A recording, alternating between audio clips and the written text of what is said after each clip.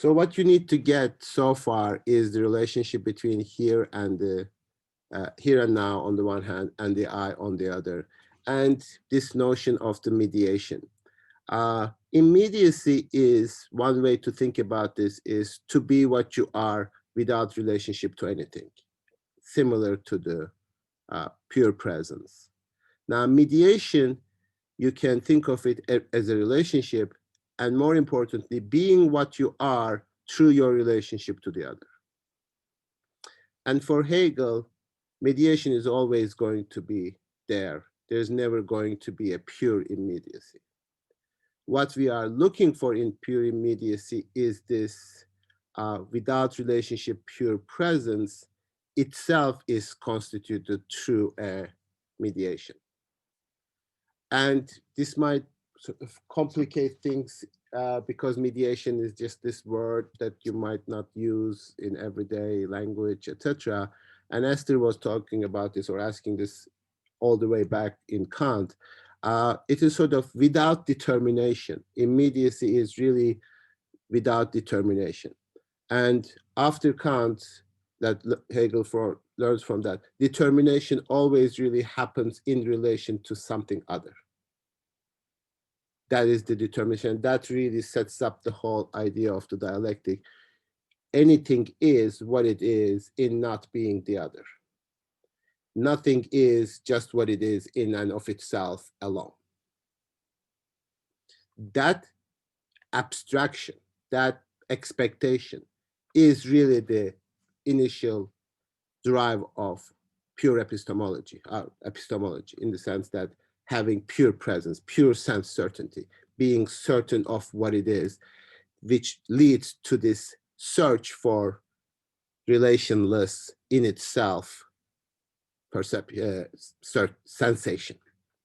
So that's British empiricism. This is the sort of empiricism tradition in philosophy, that we just receive it like we are a blank slate, and then we are receiving the impressions from the external world, which turns out to be not only impossible, but only an abstraction for Hegel.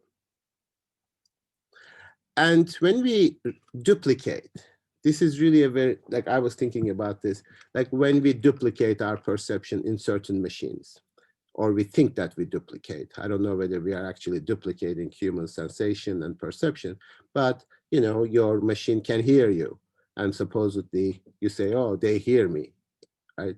Or there are sort of sensors, and they can, although you really program human voice into that. So like, yeah, how does that work? Like, does that explain a adequate understanding of human perception when we can learn that from a machine?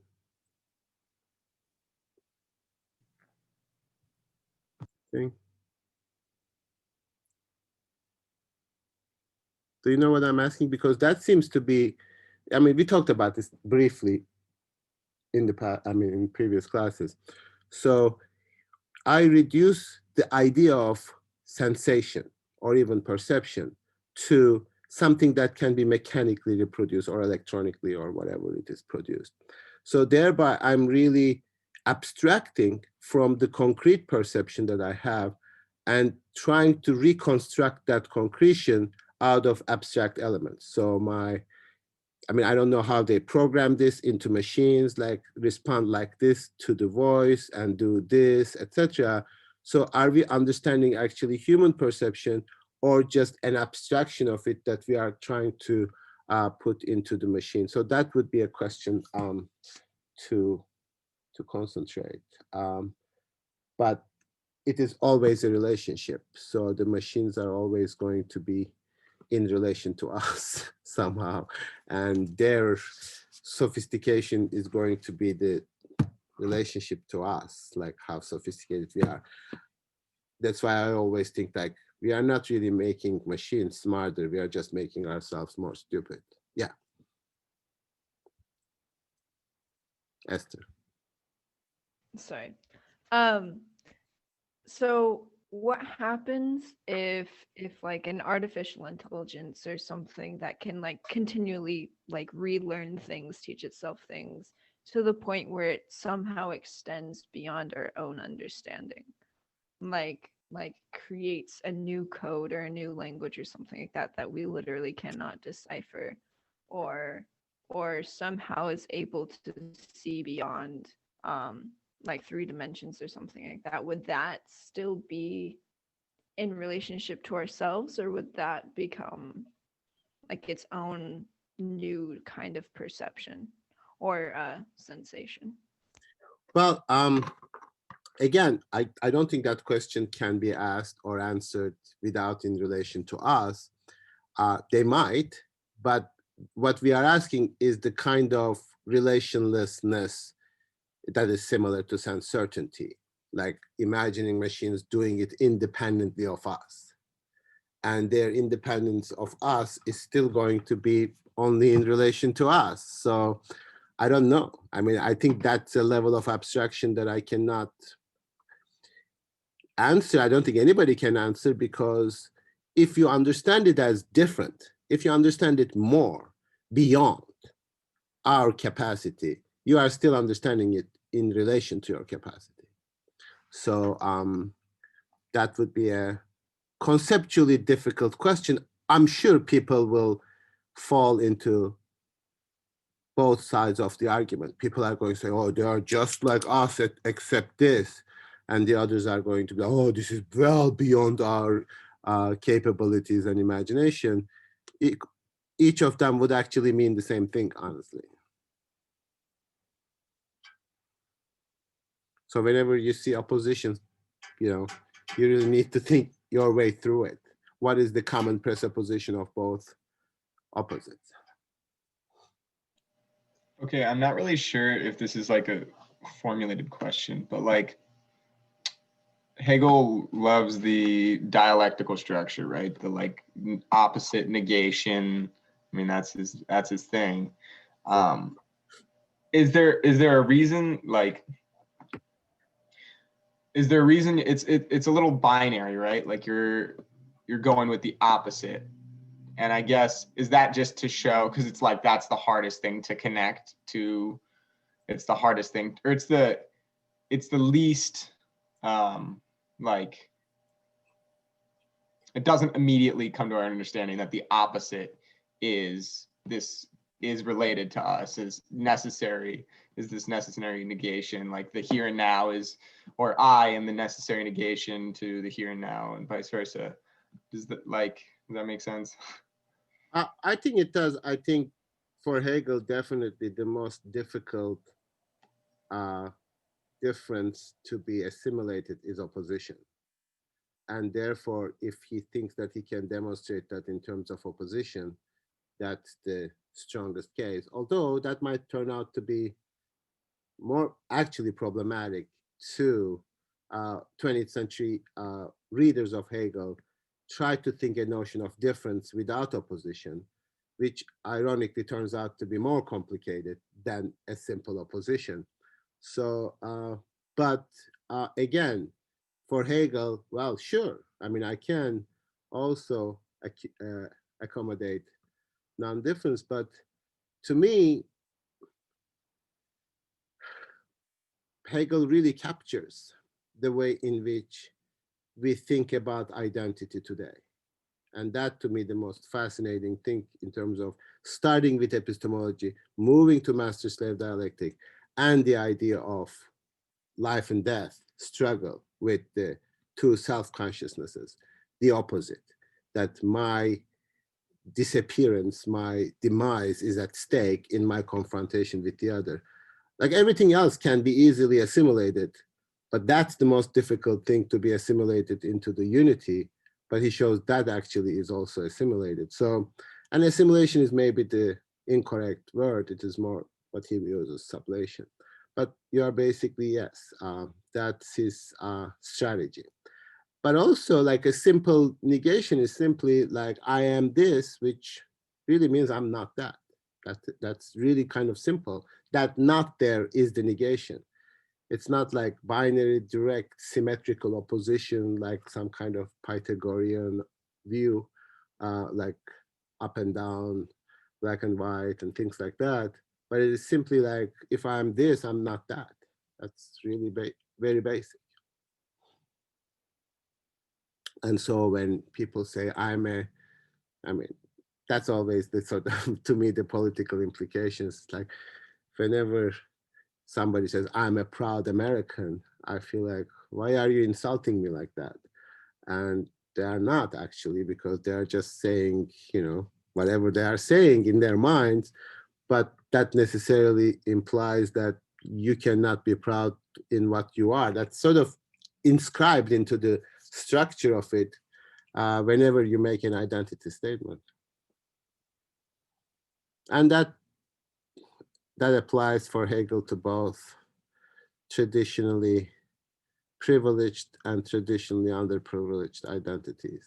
And that's why it makes it a little bit more complicated for people to adopt Hegel politically, because we want to think that traditionally underprivileged identities have some difference in their structural constitution. And historically, that's obviously true, but conceptually, it's not. And therefore, when you really live out the consequences of these conceptual constructions, like, like we expect the same thing from those identities. We lump them all together. And, like during this election, when I was listening people losing their shit over Latinx community in the United States, that sort of, go read Hegel, it will be clear.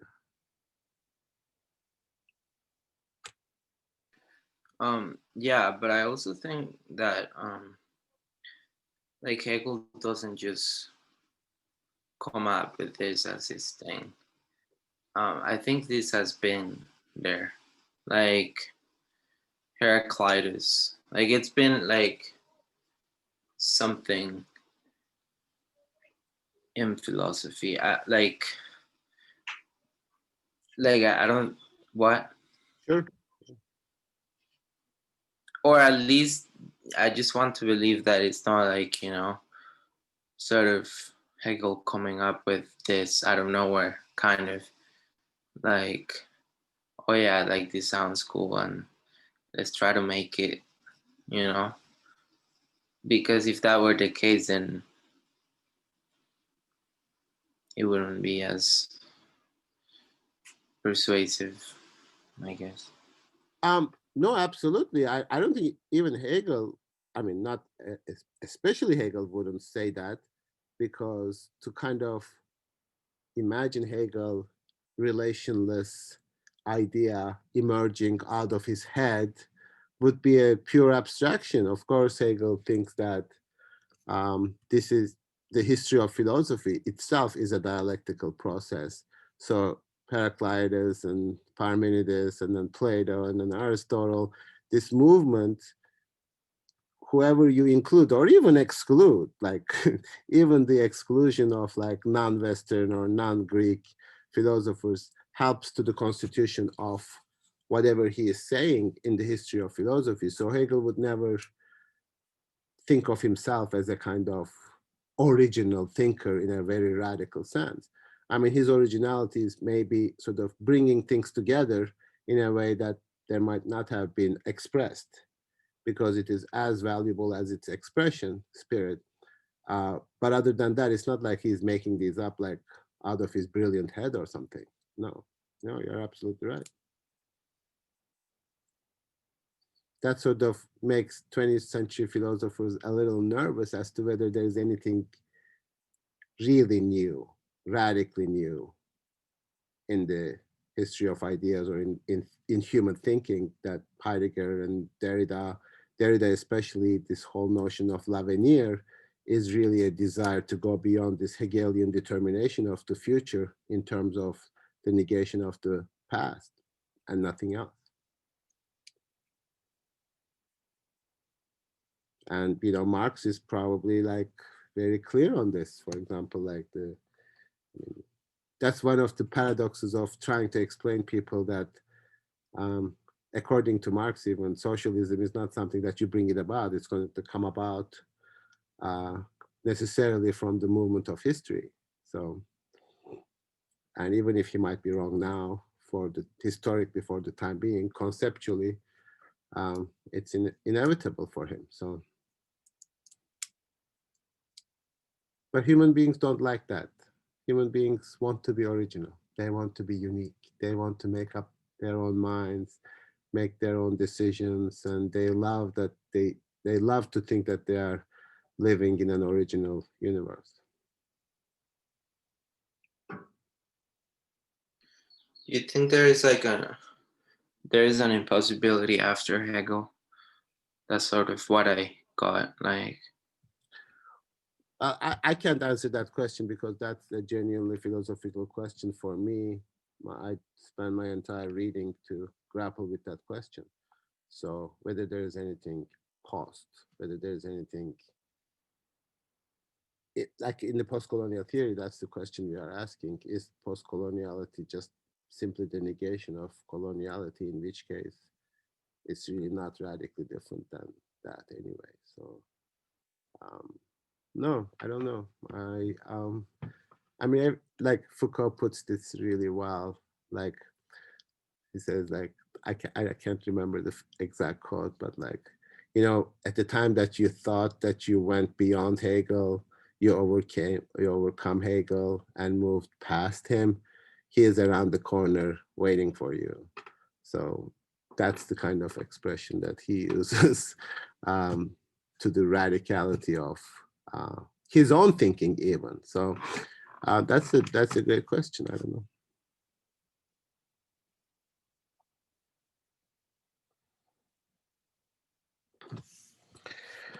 Okay. Shall we? Are you going to get tired soon? Shall we take a break now and then come back to paragraph 109? Okay, let's just take maybe 10 minutes.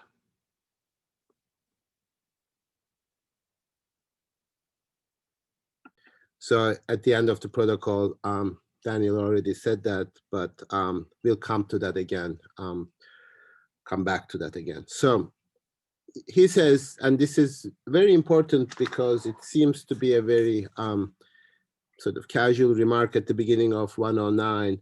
It is clear both that the dialectic of sensuous certainty is nothing but the simple history of its movement.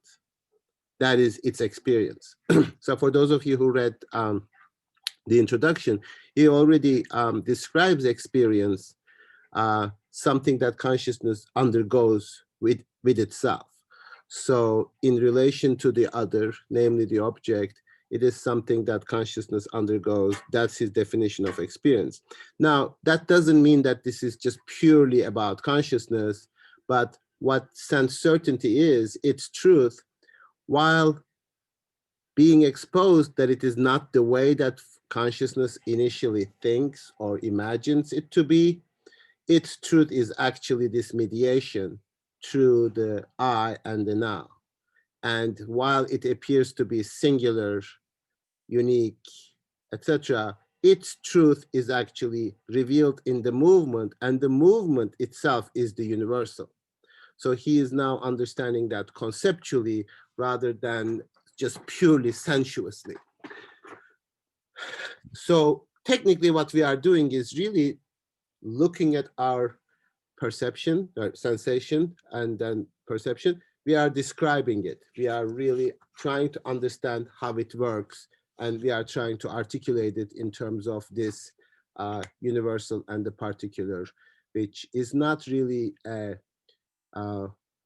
is not the way in which Kant would have it, for example, that it is a purely pre-existing universal, like a category, like a concept that it somehow already present in the structure of our consciousness. Hegel describes that in the process of how we look at the world and try to be certain of the external world. So, and the sensuous certainty itself is nothing but just this history.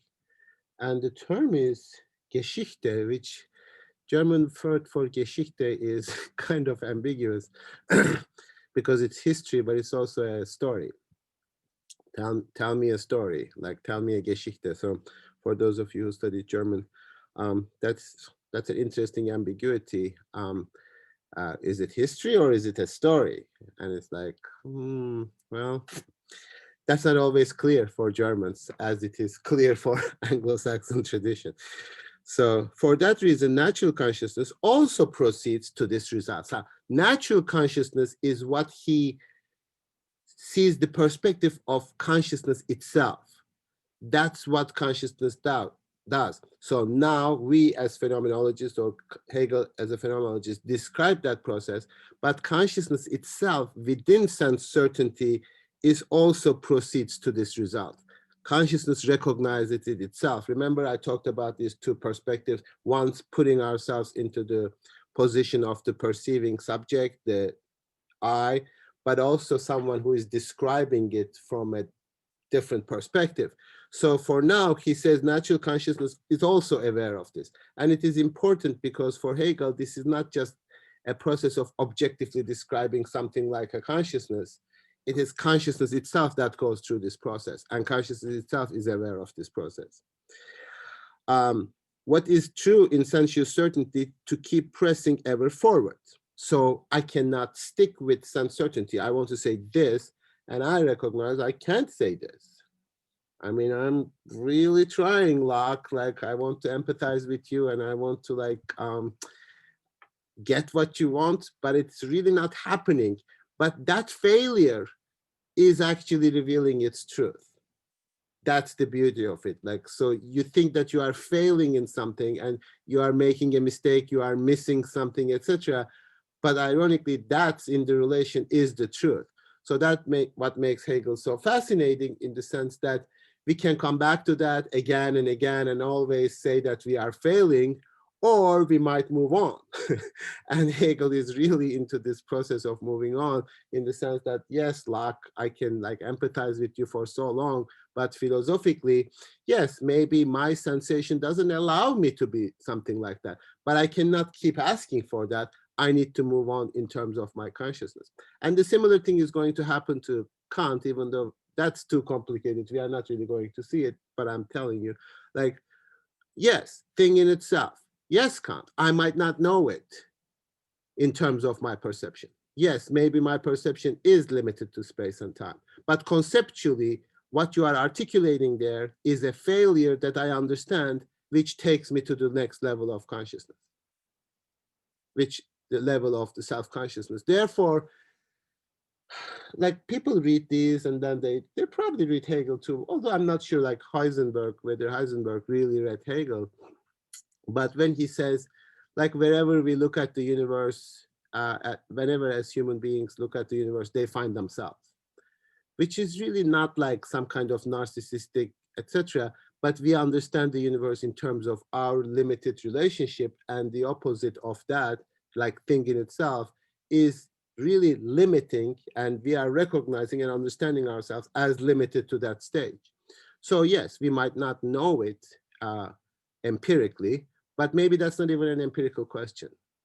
And that's a really huge step, and kind of leads to this impossible communication between that people have today surrounding science. Like, can you give an empirical answer to certain questions, or are they even meant to be empirical questions? And that's and if you cannot think of that differently than just the empirical, then you really are not capable of going beyond that.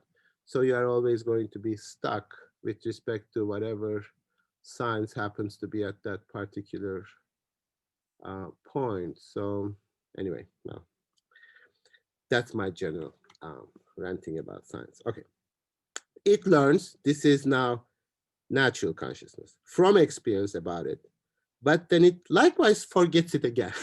And I like that part, that like, oh, well, maybe I can do it with this. Oh, I couldn't do it with that. Maybe I can do this with this. So every time that we look at the outside world as natural consciousness, we are trying to get to that same certainty. And then it starts the whole movement all over again, right from the beginning. It is thus a bit astonishing when in the face of this experience, it is set up as a philosophical assertion or as a universal experience, or even as the outcome of skepticism that the reality or the being of external things as this or as sensuous is to have the absolute truth for consciousness. And we still insist on this. Like this is, like he finds this quite astonishing, like we still try to get to that certainty. And then he says something really funny. So that's why I'm reading this. Such assertion does not at the same time, no, oh, where were we? Wait. Such an assertion does not at the same time know what it is saying. It does not know that it is saying the opposite of what it wants to say. So when you're saying certainty, right? The truth of the sensuous this for consciousness is supposed to be a universal experience, but instead it is the opposite, which is a universal experience. But instead it is the opposite, which is a universal. Each consciousness again itself sublates such a truth as, for example, here is a tree, or now is midday, and declares the opposite. Okay, I need to look at this in German.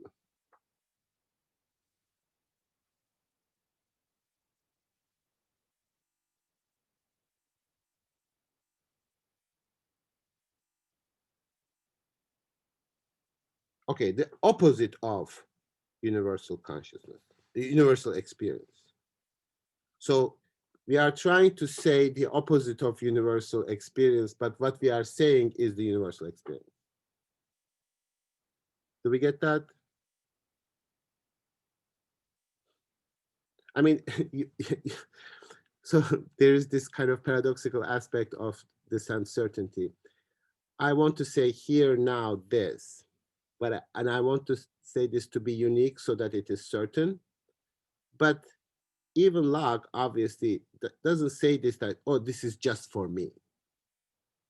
Like, obviously, I at the same time have the expectation that this uncertainty is to be this uncertainty for everybody,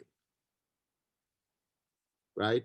So it's not enough for me, like I am certain of this, but for that to be an objective uncertainty, it should be a uncertainty for everybody. So there is this strange interplay between the desire to get to the uniqueness, but that uniqueness being universal. Does that make sense, or is it confusing?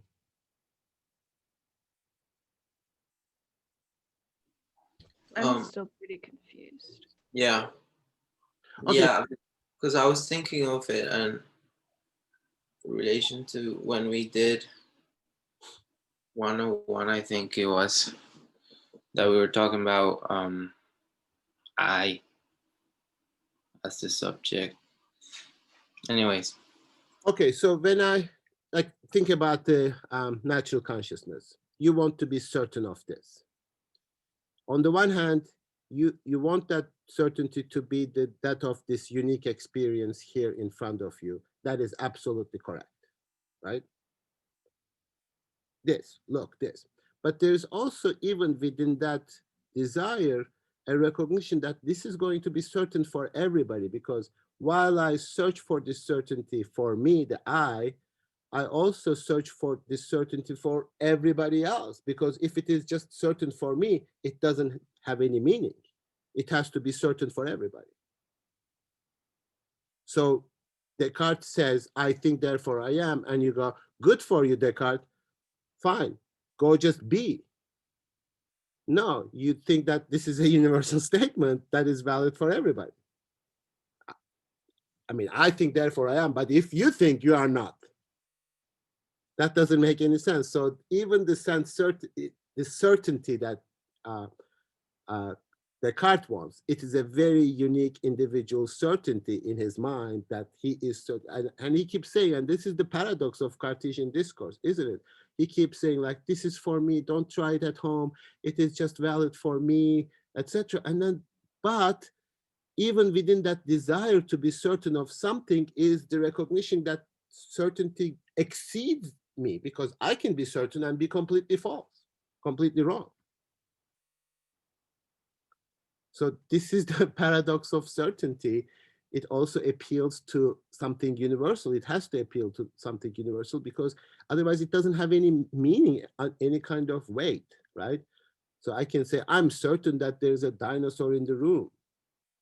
Is that my desire for certainty? No, I want us all to be certain that this is a white surface. That's why I say minimal. I erase all the differences between us. I erase all the uniqueness of your own perspective. I want to ascertain a certainty that you all agree. So even in natural consciousness, while you are certain, it's not just a simple unique certainty, but it is a certainty that can be shared universally, right?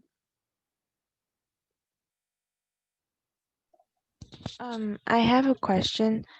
So the certainty, it's the need for it to be unique is for it to be like separate from human intervention, right? That's why it needs to be. Sure. But this uniqueness is so like it's the uniqueness come from its separation from human involvement, but its universal comes from um it needs to be certain.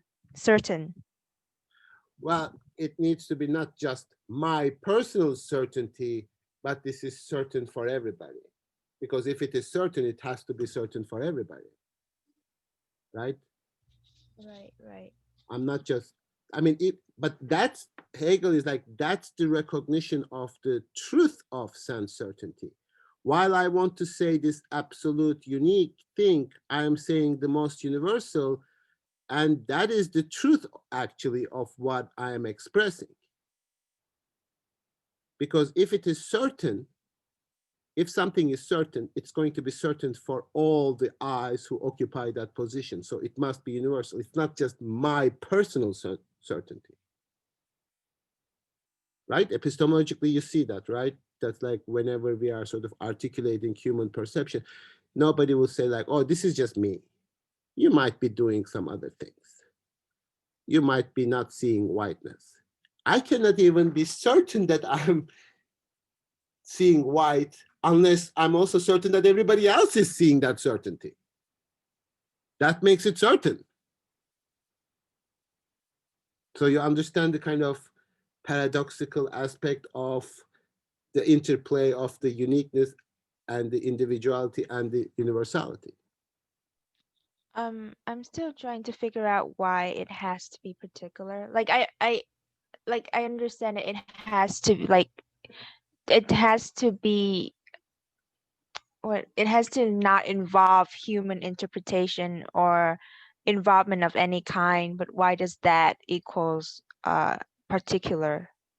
Wait. Well, okay, so I was emphasizing the universal aspect more because I assumed that the particular aspect was clear. So the reason for that is that I want to just have this slight of reality and be certain of that without it having any relation to anything else or myself. Therefore, that pure presence cut off is an absolute uniqueness. It has not related to anything else. It is in itself. And also, like this desire, when we look at something, we want to capture that moment, which is absolutely unique and certain. I'm certain of this now. I don't involve anything else. I don't bring concepts. It's just this moment. It is in which moment that I'm certain that creates a connection that is authentic and genuine. That's what I think in terms of natural consciousness. Okay, so this like uniqueness isn't uniqueness here means relationless Yeah, more than having a relation to everything and okay, I was thinking of uniqueness more in terms of like it's just different from everything, but here it means something different. Like just don't have any relationship at all to anything. yes. Okay, if it helps you, sure. But I would say being different is also not having any relation. Kind of like radical differences rather than negation, because negation is still at least I understand it as negation as still having a relationship, while radical difference is unlike anything you've ever seen before. Cool. All right. So we already jumped out like with Hegel, and you're absolutely right. Sure. Don't think uniqueness, just think of relationless. But that's this moment, here and now, cut off from anything else. Sure. Okay, maybe I confused you with the term uniqueness as a kind of radical difference, which for Hegel is not possible anyway. So, I mean, this is the sort of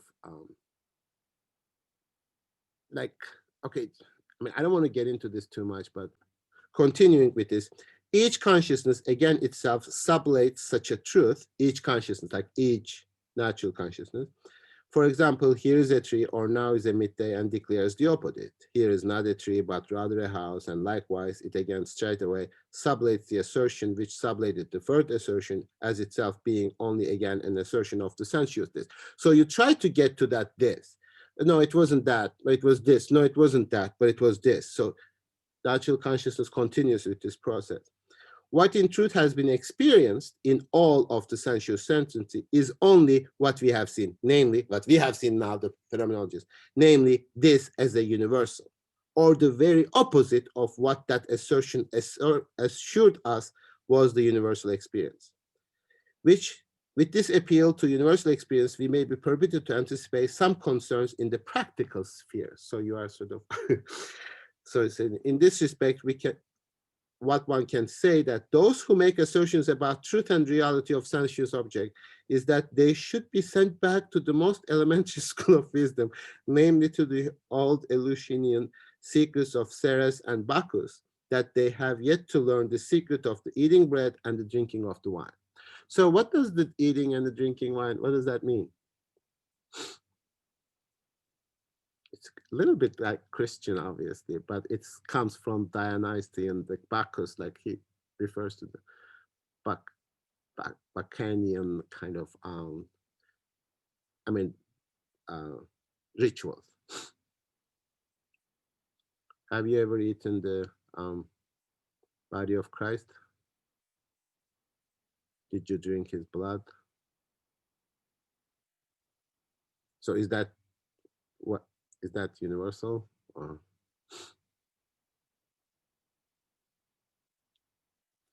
So he continues.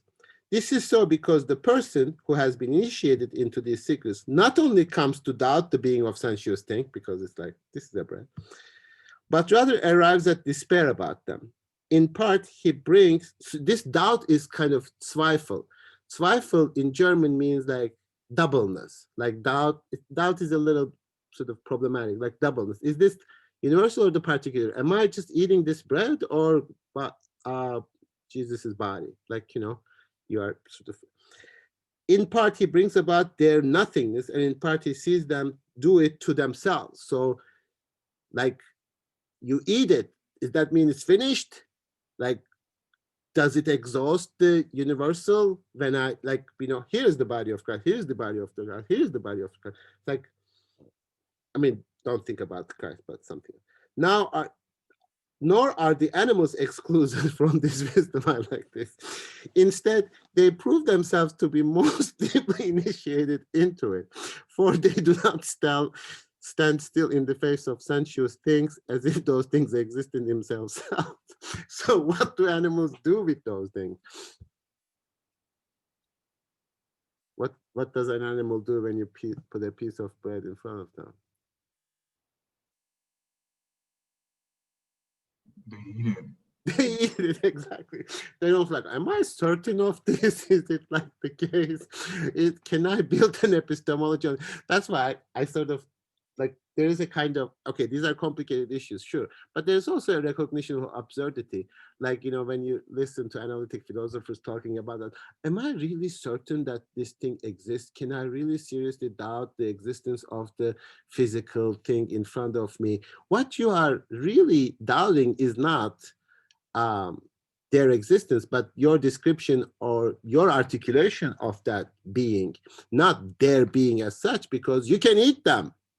Or if you like, oh, is this bottle like, you know, true, really the case is I can destroy it. So it's not like you have that kind of abstract doubt about the existence of the thing, because we live in a world. So later on in existential philosophy, Heidegger is going to describe this entire epistemological attitude as a pure abstraction. Like you live in the world, you are in the world, this is being in the world. For that world to become an object whose existence you can doubt is a very abstract, alienated stage. So even animals know that, he says. I mean, so um, I wouldn't say that animals are smarter than certain philosophers, but I think that's really the implication, in the sense that they just eat it. Despairing of the reality of those things and in the totality, certainty of the nullity of those things, they, without any further ado, simply help themselves to them and devour them. Just like the animals, all of nature celebrates these revealed mysteries, which teach which teach the truth of sensuous things. So I find that extremely funny. He really sort of gets impatient with this kind of abstract attitude towards perception. It's like, is it really the case in front of me? Is it really green? Am I really seeing this correctly? This is kind of sort of faint Cartesian doubt, right? Oh, I make mistakes. Do I really make mistakes? Since I make mistakes, I should doubt the existence of the. Why do you doubt the existence of things? You are the one who's making the mistake. You are making the mistake in the perception. Just eat them and then that'll be over. I like this. I find this very funny. Maybe I have a different sense of humor, but this kind of like, even animals understand the value of sensuous things. They don't have any reality. You can just devour them and they no longer are.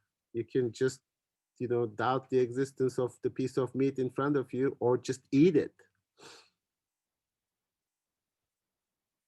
That is not a philosophical truth. So does that make sense, or am I like laughing by myself here?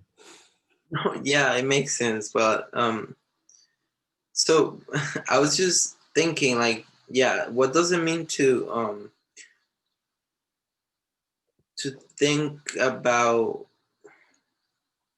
how would we think about it? Because I mean, I eat and I don't think about it. I just eat. Maybe it's just me, but No, it's not just you. That's what you should do with things. Just eat. I don't go about like, okay. Be careful. Just don't eat everything. But What do you mean by like we conceptualize this, like this is food, we need it to survive, or this is the body of Christ, blah blah blah, we need to respect it. well, yeah, that's the thing. Like Hegel sees that you see the distinction between the abstract universal, or what it is the symbol of, and the thing itself. You don't confuse the thing with what it symbolizes. You just eat the bread. You know that bread is not the body of Christ when you eat it. Now you pretend it for the sake of the ritual, etc., but you just devour it. And that's the kind of uncertainty, whatever we attribute. Like if we ask a question, like, is this really the body of Christ? Like if you ask that question, that's a stupid question. That's a philosophically abstract question. But of course it isn't. And if you believe that literally, then you are either Locke or some kind of fundamentalist.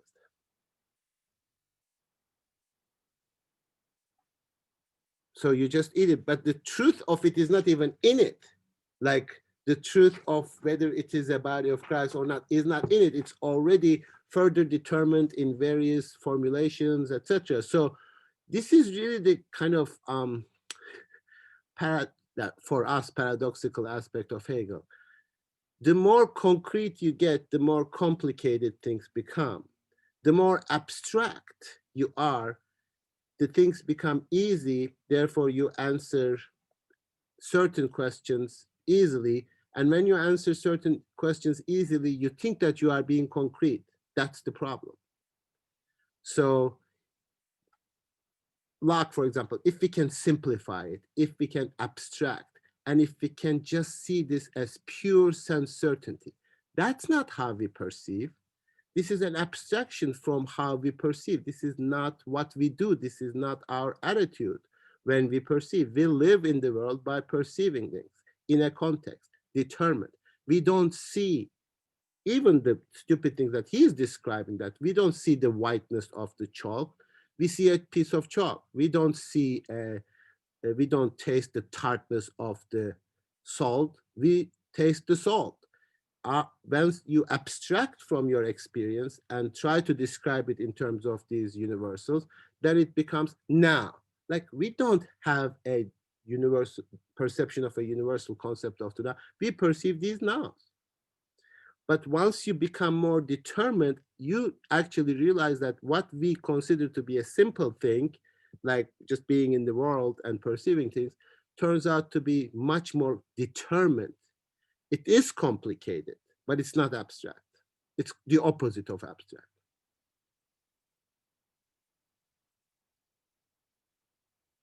So he's constructing this, but this is because his understanding and articulation of the epistemological tradition, for him, these things that the consciousness thinks never really happens.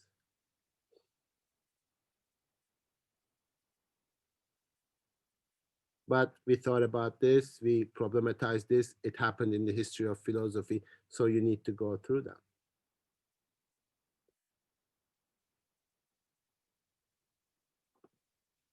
Okay, maybe it's getting a little more complicated. Fine, anyway, just forget about 109. So 110. However, those who set up such assertions in line with the previous remarks also immediately say the opposite of what they mean. So just stick with this. I try to get to the unique individual experience, like this relationship, but I actually end up saying the universal. The phenomenon that is perhaps best able to bring them to reflect on the nature of sense certainty. They speak of the existence of external objects, which, to put it more precisely, can be determined to be actual, absolutely singularly individual, wholly personal. Maybe that's why I was saying unique, but personal, individual things, each of which is absolutely unlike the others, right? This existence is said to have the absolute certainty and truth. And this is what you were asking, Rian, in terms of relationless. It is absolutely itself. They mean this piece of paper. I mean, he italicized this, they italicized this. Piece of paper is not even important. The this is important. Of which I'm writing, or rather have written. He's literally describing his own manuscript of writing the phenomenology of spirit, right? But they do not say what they mean. However much they actually wanted to say what they mean about this piece of paper, and however much they wanted to say it, still it would be impossible because the sensuous this, which is what is meant, is inaccessible to language which belongs to consciousness, or to that which is in itself universal. In the actual attempt to say it, it itself would thereby rot away. So that you can never capture. This, what, this, this, like this kind of always missing it, right? But this is not a failure. This is actually, ironically, the truth of that individual thing. So those who began a description would not be able to complete it. So it's like, what is it? Like, it's like when you say this, that if you want to describe that moment of certainty. But instead, they would have to leave it to others who would themselves finally have to confess speaking about a thing that is not. So sense certainty can never capture that. But again, you should not keep trying this. You should recognize that this is actually the truth. The failure there is true to the nature of the world. The world is like that. Therefore, you are describing it correctly, actually. In failing to describe it in what you wanted, you are describing it correctly. They thereby do mean this piece of paper, which is here totally other than the mentioned above, but they speak of actual thing, external or sensuous object, absolutely singular entities, etc. That is to say, they say of them only what is universal. That's what is called the unsayable. It's like, like this pointing out, like unsayable is nothing other than the untrue, the irrational, what is merely meant to say fancied, if nothing more is said of a thing than it's an actual thing, an external object, then it is only expressed as the most universal of all. And what is thereby expressed is its sameness with everything rather than its distinctiveness. So in trying to express its distinctiveness, you are actually describing its most common element. Everything is an I, every person is an I, everything is a this. You are trying to capture its distinctness, but there's nothing in that distinctness, because distinctness is not a question of immediacy, it's a question of determination. You need further determination, you need further mediation to capture that distinctiveness. You cannot capture it abstractly in terms of immediacy. And this is expressed almost like a play of words in the language. When I want to say I, and then later on, like in linguistics, for example, this is like a universal shifter. Like we are all unique in the sense of using the I, but that's the most common and unique to all of them. And therefore, whenever I ask students like, how would you express your uniqueness? Which is really a trick question, because I know that they are not going to be able to. What makes you unique? You cannot express it, because every word that you use are going to be a universal. Yes. So in saying all of these things, like how when we attempt to describe uniqueness, we only describe the universal components. That's because we're trying to find like that philosophical truth of it, right? The essence, the certainty. But that certainty and that truth only comes from the universal aspects. Doesn't even come, like you realize you fail. Like, if I were to ask you, like, what makes you unique? Because you all believe that you are unique, just in the same way that you are capturing the singular I in the moment of sense certainty. So what makes you unique? You can only say, that's it. What else am I going to say? What would you say that makes you unique?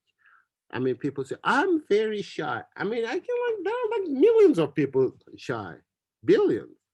I am very this. Anything that you say is a universal. Now, this is at the level of like conceptual. In perception, this even happens. When you look at something, even this moment, you see it, that you cannot express it. That was going to be my next question, but we are not in perception yet, so. Well, it happens in sensation too. So a singular thing. So merely fancy rather than if I say a singular thing, then instead I say something entirely universal about it. For everything is a singular thing.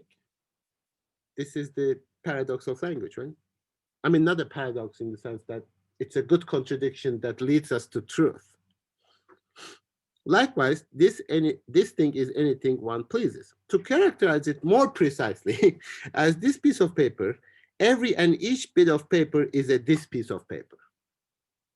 Like you say this paper, this paper, this paper, this paper, no, this paper, no, this paper. They're all that paper. Every universal manifests itself in terms of those individuals. And I have only spoken, as usual, of the universal. So it's like, again, my best way of characterizing, like, what is unique about that? What is unique about you? What makes you different than any other person? You have no answer. I mean, I love this. This is so beautiful, because it's kind of like contradicting yourself, because you do believe you are unique, right? I mean, you are raised in, most of you, in the American culture. You have to believe that. That's your thing. But that's the natural consciousness. That's the common sense. Look, I'm so unique. And it's like, and then you look at people, I mean, yeah, okay.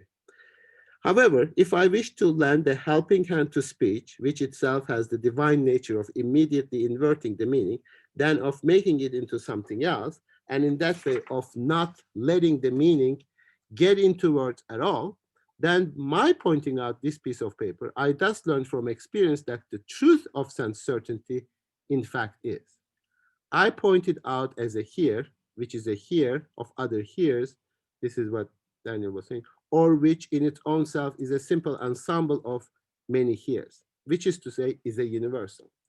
In that way, I receive it as it is in truth. I receive its truth as expressing it as the universal. So when I say this and express the universal, I express the truth of what I imagine to be a particular this. Because the truth of the particular is in the universal. It is the negation, right? And instead of knowing what is immediate, I perceive. This is, I take it in truth, is the German term wahrnehmen, which I can write this down because it is important for, so this term Wahrheit, what does Wahrheit means? What does Wahrheit mean, Sukmin? I actually forgot the meaning of var, but height means ness. Truth, right? Wahrnehmung is perception. So he's playing with these words here, this, and to receive or to take.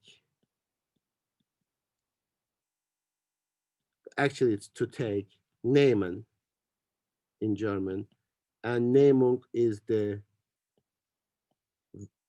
name. This is the verb, and this is the noun. So wahrnehmen, to take to be true, means perception. So perception is already a level of engagement with the world in which you are taking something to be true. And what you are taking true is the universe.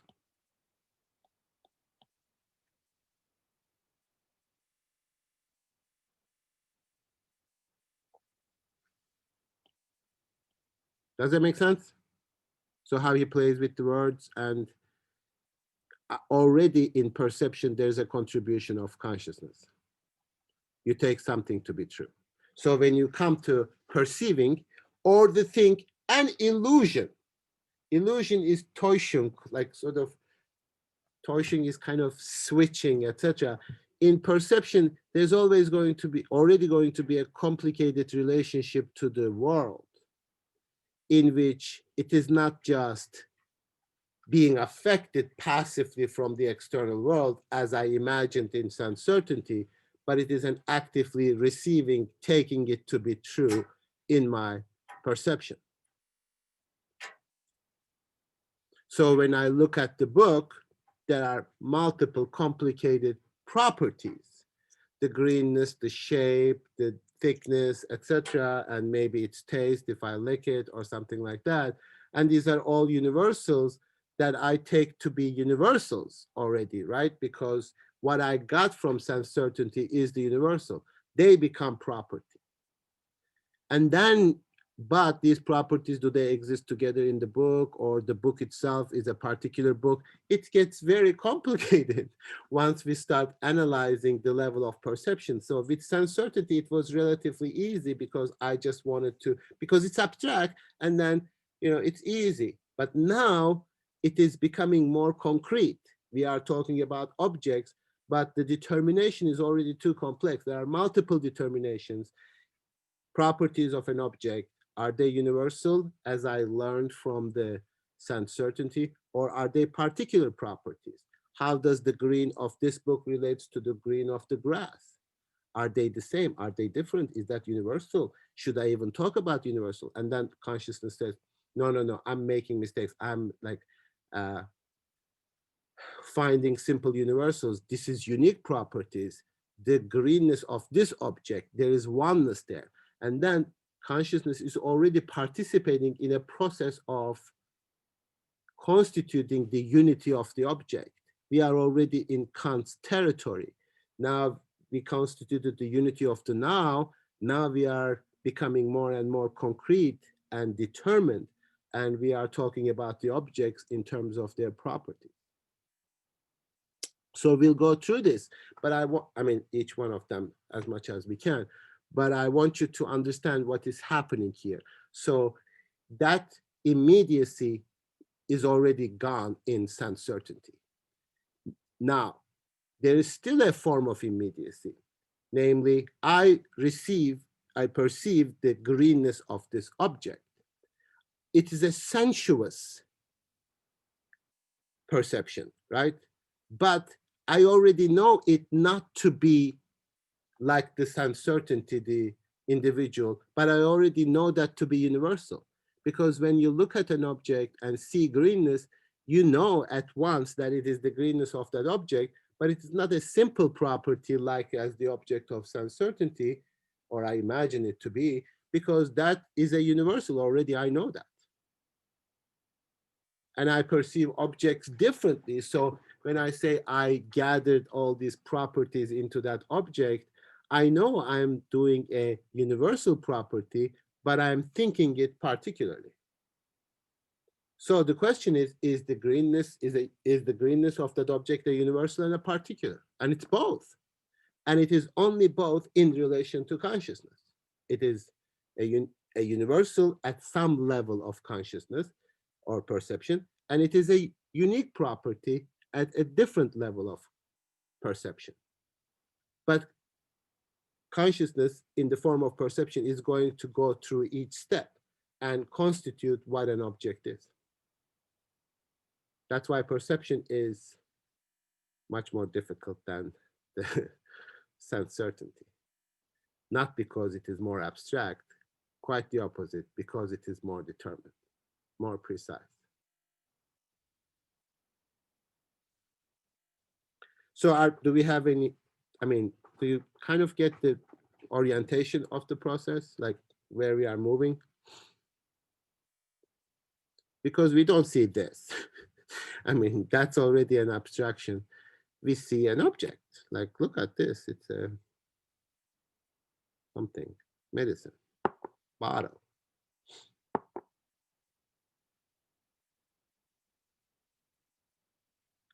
Now, can we be certain of that, that there is this whatever, like pen, can we be certain of this? You already say, well, what do you mean by this? Are you talking about the blackness or the shape, whether it's a pen? What is the this already? And that's how we perceive. We don't really perceive now. We perceive things within time.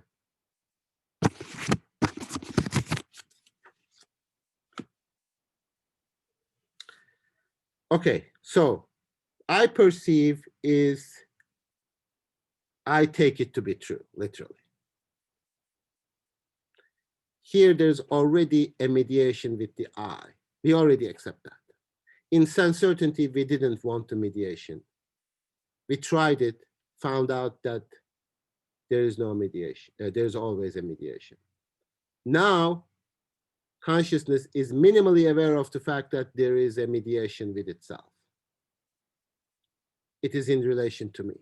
And I already know this from all the properties that I perceive are properties for me. Subsequently, science actually makes Hegel even more right when he says these properties only exist for me. So you can ask this in a very sort of abstract way, like, I know there is no green in the object. Does that mean there's no green? Is there a truth of me seeing colors? How do we relate to the world? How do we construct epistemology? We know it's only we see it, right? The colors. Does it make them false? Illusion.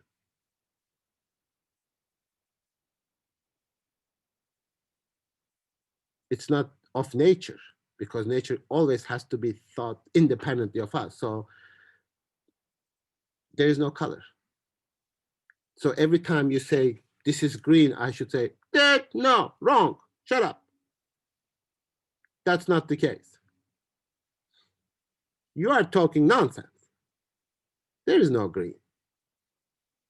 But of course I don't, because we don't live at that level of abstraction. But we also recognize, yes, that green might be in relation to me, but it's also in relation to you. And that's a reality. That's not just falsehood. Even though at some level, we kind of suspect that the world looks like a matrix. Yeah. This might be slightly off topic, but in terms of Hegel or just generally, is reality as we know it constructed based off of like one individual, like our I, or is it constructed based on sort of the relationships of everybody's eyes, even though we only can ever experience our own? Like that's how we perceive in all of this, but we've organized things such that it's dependent on everybody's being able to see green and recognize green. It's dependent on everybody's being able to identify this as a pen. Um, because if the world were just individual, I don't think it would make any sense, or at least in the way that we tried to organize it. Um, What do you think? I think that you answered your own question. yeah, yeah, I think I did too. In fact, maybe the opposite might be like, why do we even ask that there might be like my individual truth, my individual perception in its uniqueness? Um, that is, if that's the case, that's completely meaningless, because you cannot even communicate that to anybody. So therefore, I mean, I go back to this sort of, maybe we are really not going to master all the details of Hegel's argument, but maybe we can understand the logic of it. Like, you do believe that you have some kind of incomparable existence. You believe that you are absolutely unique, right? But you cannot express what that is. The moment that you try to express it, you are in the medium of language. Now the question is, how do I even think about my uniqueness? Is it just like a natural state of affairs, or is it something that I come up with by negating the universal? Namely, I construct my uniqueness by saying, I'm not this and I'm not that, but I'm this. I mean, as soon as I say I'm this, I'm already expressing a universal. So there is something unsayable. And you all believe that. I mean, I suspect at the back of your mind, you all believe that. It's just that you can't say it. And then you say, just because I cannot say it doesn't mean it's not true. It's like, exactly, that's what it is. Am I wrong in projecting this? Maybe. I don't know. Am I projecting it incorrectly to you?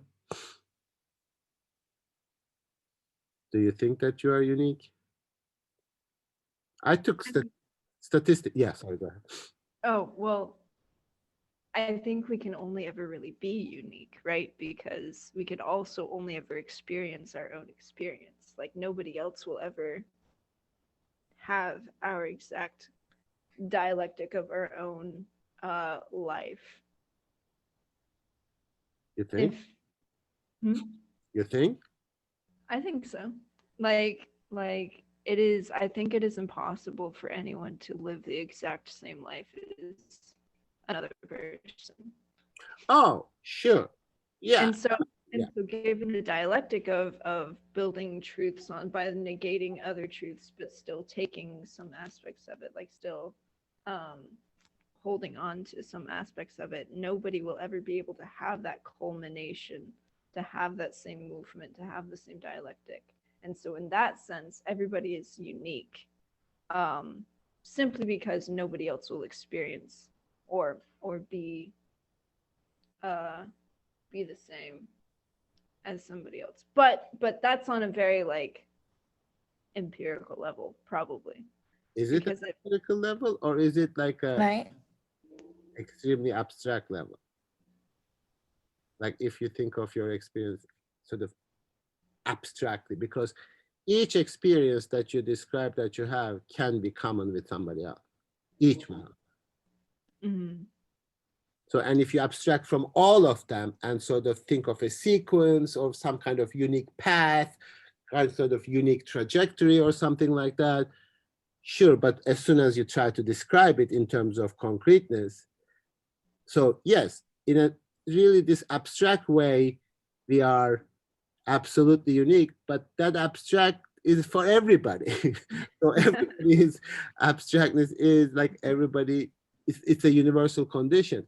So, but then you say, okay, let's specify that. But as soon as you try specifying it and describing it, everything that you are going to describe is like, I had this relationship with my mother. And it's like, oh, well, like everybody else did. But it was like this. And it's like, yeah, like everybody else. You are always using concepts in describing that can uh, be, by definition, shared and must be shared, even at the level of articulation, even when you are describing yourself to yourself. Like, what is your, like, forget about me. I'm not going to give you a hard time. Just describe your unique existence to yourself. I mean, no, but that's the thing. That's, I guess, it's useless to even try and communicate it, because as soon as you communicate it, like you were saying, it becomes not unique. Okay, so then what am I thinking when I'm thinking that my existence is unique? Am I thinking of something existing sans certainty, or am I thinking of a negation of a concept of the universal? That's what we need to think about in terms of what is this conviction that I feel in my gut and you express, we are all unique. Is that a kind of self-emerging sans certainty, or is it some kind of universal condition? Hmm. Now, if you say like, I'm not going to have the particular memories that you have, for example, even that is kind of complicated because, you know, we do share memories. And then I realized my memories were even false. Like, does that happen to you? Like, oh, I didn't even know myself. Even my description of myself was wrong. In high school, I thought this was the case. And this friend of mine said, oh, well, my self perception was completely wrong. Thank God somebody corrected that for me. So even my constitution of myself as unique is the mediation with other people in a bizarre way, or yourself in a mediated way. So it gets really complicated as you move on to concrete description of it. It's like when you have a memory of an event and then it turns out that it's just a picture that you've seen, and that the event you've just heard about, and yet you feel like you have this sensational, sensorial remembrance of this event, but it's just a picture. Yes, and there's always a level at which you can deceive others and deceive yourself in terms of your making up memories. Like, I love to make up memories as long as I know those are made up. And you construct it in a different way too. So it gets really complicated in terms of, like, of course, you know, if you move to psychoanalysis and Lacan reading Hegel, obviously recognizes this movement of consciousness. And you sort of, how do you do therapy, like to people who have absolute unique experiences, but they heal in similar ways, or they get into trouble in similar ways, because that's the way in which we relate to our experiences. Like, technically, if what you are saying is true, like in the abstract, there should be no therapy, because no two people are the same to which you can apply any kind of therapeutic method. I like to do that, like whenever my You know, you go to therapy and the doctor says like, well, that's other people, not me. Like, I'm not like that. Like, don't like reduce me to some abstract universality. And everybody does that. So that's kind of cool. Anyway, so we move to sensory. Now, so this part is now technical. So these are the thoughts that we are getting, but I want to articulate that this is actually happening at the level of perception. So taking to be true. So this immediate certainty of the this that came from sense certainty now became a mediated certainty, because I still perceive properties. I look at them, they are sensuously present to me. So I don't just take them to be true as kind of an abstract thing, but in my perception, there is taking to be true, because I see the, now, again, I'm analyzing this. I don't see the whiteness of the object independently of other properties, but I can take that to be true as universal. So we are still at some level of abstraction, but it's not the same level of this kind of abstraction, just sort of moving away from particular properties. But now we are looking at an object and we are still describing that object abstractly. Properties, you know, the blueness, the color and the taste, etc. These are all an abstract description of an object, because what you see is phone. You don't see blackness of the phone, you don't see the hardness of the phone, etc. You just see a phone. That's the concrete. But now he's analyzing to get there. That phone is a series of determination. So he's going to construct all those determinations through the movement of consciousness. It is important to understand that the general strategy of the analysis, it is further and further determination. It is further and further concretion, because our experience is actually concrete. It is not abstract. So it helps us maybe, or it gives us this sort of perception of a scientific inquiry when we reduce it to its fundamental elements and abstract it like properties, blackness, hardness of an object that he talks about, the salt, the cubical shape, and then the tartness and the whiteness, etc. But you just eat the salt. You don't like relate to the salt in that way, right?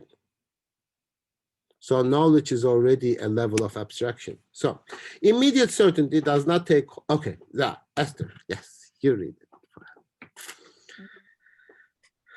111. Yes, please. Immediate certainty does not take hold of the truth, for its truth is the universal, but it does want to take hold of the this. On the other hand, perception takes what to perception is the existent as universal. Are we clear And so we- far? Mhm.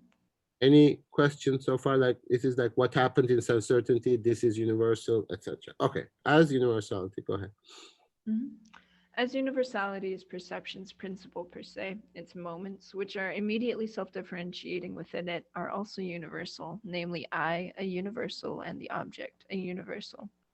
That principle has emerged for us, and our taking up of perception is thus no longer phenomenal taking up, as it was in sensuous certainty, but is rather a necessary taking up. In the emergence of the principle, both moments which in their phenomenal appearance only fall out of that appearance, have at the same time come to be. One of them is the very movement of pointing out, and the other is the same movement, but as the simple. The former is perceiving, the latter is the object. So why does he call the same movement but as the simple, as the object to be perceived? Is that like the content, sort of? Say more, yes. Like the content of the perception, the object of perception, what you are receiving, perceiving. Why does he call that movement? Because it's still you're still continually negating its previous state in terms of the now. Correct. But what is the nature of the object that is issued from sense certainty for perception. What is the nature of the object? Now the object of perception that emerged, issued from sense certainty.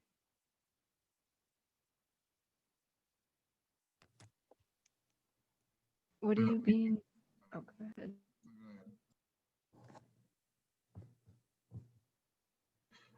Is it that like, so from sense certainty we concluded that like it's sort of, so the object of perception now, like after we've like thought or gone through the sense certainty thing is, it's a mediated object. Is that part of it? Mediated object, what we call this, Yeah. mediated how? Through negation. Okay, so let me do this.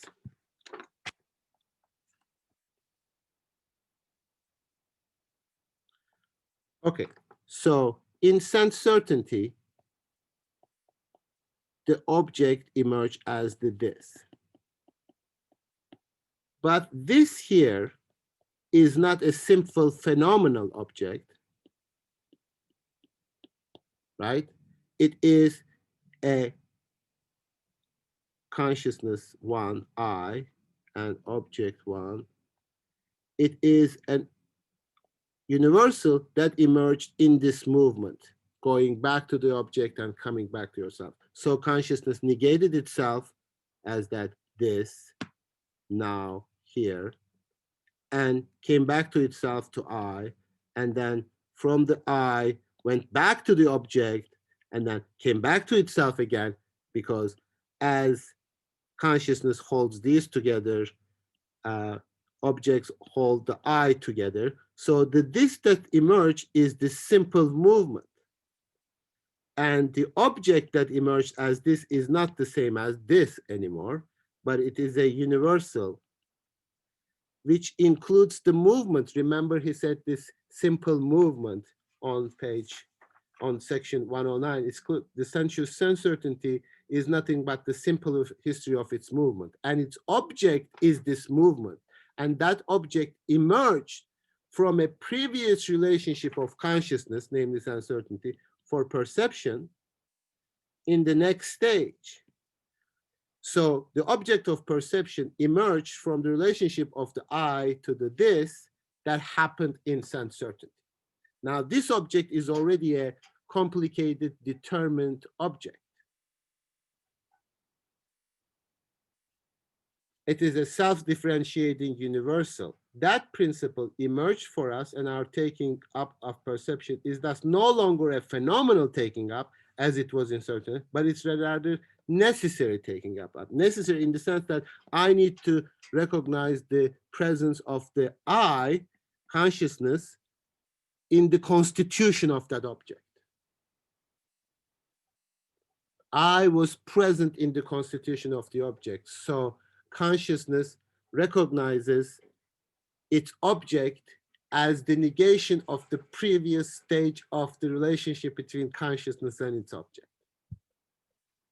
This is what happened from our movement, in our movement from sense certainty to perception.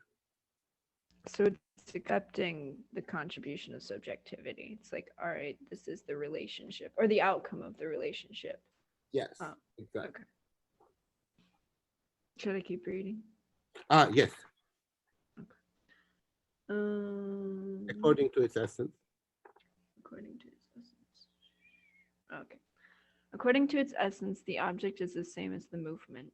The movement is the unfolding indifference of the moments, and the object is those moments as jointly grasped together. That's For a- us, or, sorry, are you going to say something? No. For us or in itself, the universal is, as the principle, the essence of perceiving. And in contrast to this abstraction, both of the distinguished moments, namely the perceiving and the perceived, are the inessential. However, because both are in fact the universal, or the essence, both are essential. But while they are related to each other's opposites, only one of them in the relation can be essential, and the difference between the essential and the inessential must be shared between them. One of them, the object, determined as the simple, is the essence, indifferent as to whether it is perceived. However, as the movement, perceiving is not what is constant, which can be or also not be, and it is the inessential. Okay, so he does a couple of things here that might be confusing. So he is going to go through this same process, a similar process that he did in terms of sense certainty. Remember at the beginning, where does the certainty lie? Does it lie in the object or in the subject? First we did it, it is in the object. Then we said, no, it's actually in the I because I holds them together, right? And then we said, well, actually neither one of them, it is neither this nor that, but the movement from one to the other and back to itself. It's in the dialectical movement, in the relationship, in the act of mediation, or in the process of mediation, that the essential aspect of sense certainty consists. Then it emerged as a universal as a result of this movement, or it is this movement. Now, the same is going to happen in perception. What does perception do? Yes, I see objects. Yes, I see properties. Yes, I might have contributed to that process in sense certainty as the universal did, but that still belongs to the object because I need to be objective. Now I objectified something, I put it out there as the essential, something that I constituted. This is very sort of Kantian gesture in the sense that that object itself is not just out there like the this, but that object is already constituted. And that object here is really the object of perception. Now, of course, what does consciousness do via perception, as perception? That attributes it to the external world because I need to be objective. But you already attributed something that you already helped to constitute. It doesn't matter. It was a necessary constitution. It would not have been otherwise. Therefore, I can still think of it as an external being. And this is what Kant does. Like, yes, we contribute space and time, but does that make objects any less objective? No, in fact, quite the opposite. It makes them even more necessary, and more necessary in what they are. So we are already talking about the relationship to the object, not just an object itself. But natural consciousness in the form of perception says, oh, this belongs to the outside world. It's the property of the object. Like, even when you know that the greenness of the book is only greenness for you because you perceive it, you still think of it as belonging to the objective world, don't you? Do you not? It's not my greenness, it's the greenness of the book. That's the object perceived. Or am I mistaken? Do you think like, oh, it's only my greenness? But because we communicated, you cannot just sort of say, that greenness. Do you see the greenness of this? Do we all agree? And from that, since we don't want to say, oh, this is only in my head and your head, on his head and her head, we just say, oh, it belongs to the object. That makes it easier because we all get it. I mean, I love people talk about like, oh, everybody has their unique perspective of the experience. Yeah, what? It is green, right? Does anybody perceive blue? Do you, Will? You seem to be. Well, maybe your green is my blue. Is it? No, I don't think so, but maybe.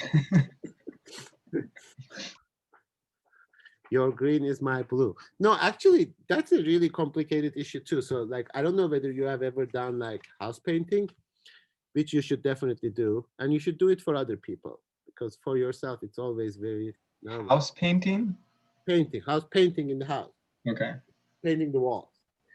So I should turn this off. This is kind of, again, I keep repeating this, but concreteness is not equal simplicity. Concreteness is always equal complication, difficulty, differentiation. If you want simplicity, you go with abstractness.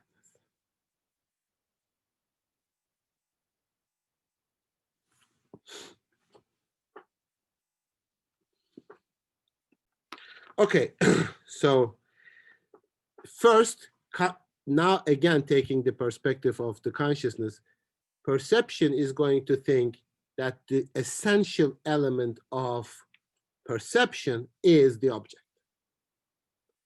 Then consciousness will recognize the essential element of the perception is not the object, but itself. But then it says, oh, it cannot be me. It must be the object. So again, this going back and forth and understanding this process of the movement will finally lead to the object of perception, which will become the object of understanding in the next stage of consciousness.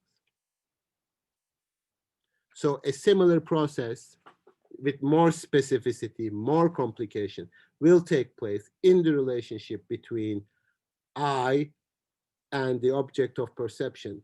I now here is perceiving, taking to be true, not just sensation as being affected by something phenomenally in terms of being purely passive. You already have a level of activity in perception.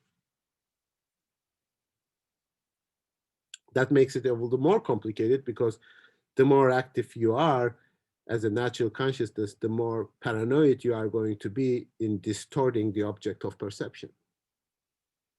I'm putting too much into this. I'm too active in this. I should not be. I should try to be passive because we imagine ourselves in epistemology more adequately correct, precise, the more passive and receptive we are. But that level of reception is already gone. That pure receptivity is already gone. Yeah, Daniel. But didn't we already establish like this at sense certainty? Yes, I mean, we phenomenologists did, but natural consciousness will still say, as we do, right? Like, I know I contributed to the formation of this, but I still think that this belongs to the object. I still need to be passive in receiving the greenness of the object. I still have that desire, do you not? If it is blue, I don't want to perceive it as green, but I attribute it to the object. It's the property of the object, not my relationship to the object. I mean, it is, but natural consciousness doesn't do that. Does it make sense? Or are you convinced of that? Or... I mean, if you were a sophisticated phenomenologist perception, then you would recognize that you already contributed to it. But there is still in perception that desire that you need to know the world as it is. So I will attribute to the object first. Now, you're right, it's going to be wrong, obviously. Then you will see that consciousness has a different level of contribution at the level of perception, which you didn't have in sense certainty. And in understanding, you will have even more contribution to the formation of the object. So whatever Kant was describing in one stage is actually taking place in multiple moments of the same movement of consciousness. So we haven't even formed the concept of an object yet. We are just talking about properties. So properties in the sense of properties of an object, this object with properties. But then, are they universal? Are they particular? Plus, then there's an object itself with bunch of properties, and that object is itself a particular of a universal objecthood, namely bookness. So it already a complicated notion of the object, namely object with properties. Is it universal? Is it particular? Is it the medium of the universals, or is it the particular properties? Greenness of this book, of that book, etc. Then there is the concept of book. Is book a universal concept or a particular book? So this happens at the level of both perceptual qualities of a thing, but that thing being a particular of a universal concept. So the greenness of the book and the bookness of the book, there are different levels of universality, different levels of determination. You see that, right? I mean, the desk is black, the phone is black, the hat is black. That blackness is a universal property that belongs to all those objects. But that object of hat is a particular hat with all sorts of universal properties that also belong to the concept of hatness. Now, that is a different level of determination because you understand that the properties of the object is not the same level of universality as the universality of the object itself. Right? The blackness of the hat as opposed to hatness of the hat. The hatness of the hat already have all these properties, none of which is actually essential to that concept because you don't have to be a black hat. You can be a red hat, etc.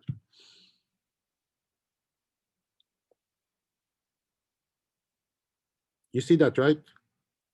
That distinction?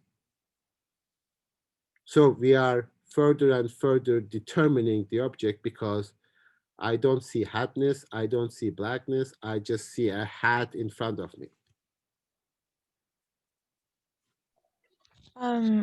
When you say different levels, is it like because of like how essential something is to determining the object, like properties? Yes. So the more essential something is, the more the higher level it will be. Well, the more determinate it is. So let's just look at this. So for example, there is a, like, what do you, give me an example, or like a book, okay? I don't know, like this book here, like one book. And under this, there are properties like color, shape, weight, etc., right? None of these actually are any of these essential to it being a book. It's a question mark because we don't know, like, does a book have to be a certain color? No. Does it have to have a certain shape? No. Does it have a certain weight? No. So when I see a book, what do I see? And then there's a book, there's another book, and then there's a universal conception of book. But then there's also a universal notion of color. So this level in one book, the color, and then universals, and then think all of this as a particular and the universal of that. That's two different levels. Distinction. So this is one book and the concept of color in it, the concept of shape, the concept of weight. And then there's the concept of book, which is indifferent to all of these, but how do they even belong together? Like if we really think about why do we even call certain things as books, it appears to us very natural. Like, of course that's a book. And it's like, what is common to them? Like we read them. Yeah, well, is everything that we read a book, etc. So you have further and further determination. Yes, I was just gonna ask what like all of the details like color, weight, or whatever, the shape or whatever, isn't it more about like function? Like we call the concept of a book because it functions in a certain way, like in relationship to us. That would be okay. But we want to not do that always, because there is something in reality in the bookness itself that is common to all the books. It's not just in relation to us. You're absolutely right. I mean, if we recognize that it's in relation to us, we already accepted Hegelian framework already. But in perception, we want to believe that there is a universal concept of bookness. But is that universal concept of bookness, like, does it have to do with like the function of the object? Because I mean, I'm not really sure like what bookness would be except, or what I guess an object would be except its like function if we're disregarding like all of the things like the blackness or the heaviness or the other like kind of qualia of the. Now you are looking for the essential element, and that essential element could be its function, sure. But is a book that nobody reads and doesn't fulfill that function is still a book?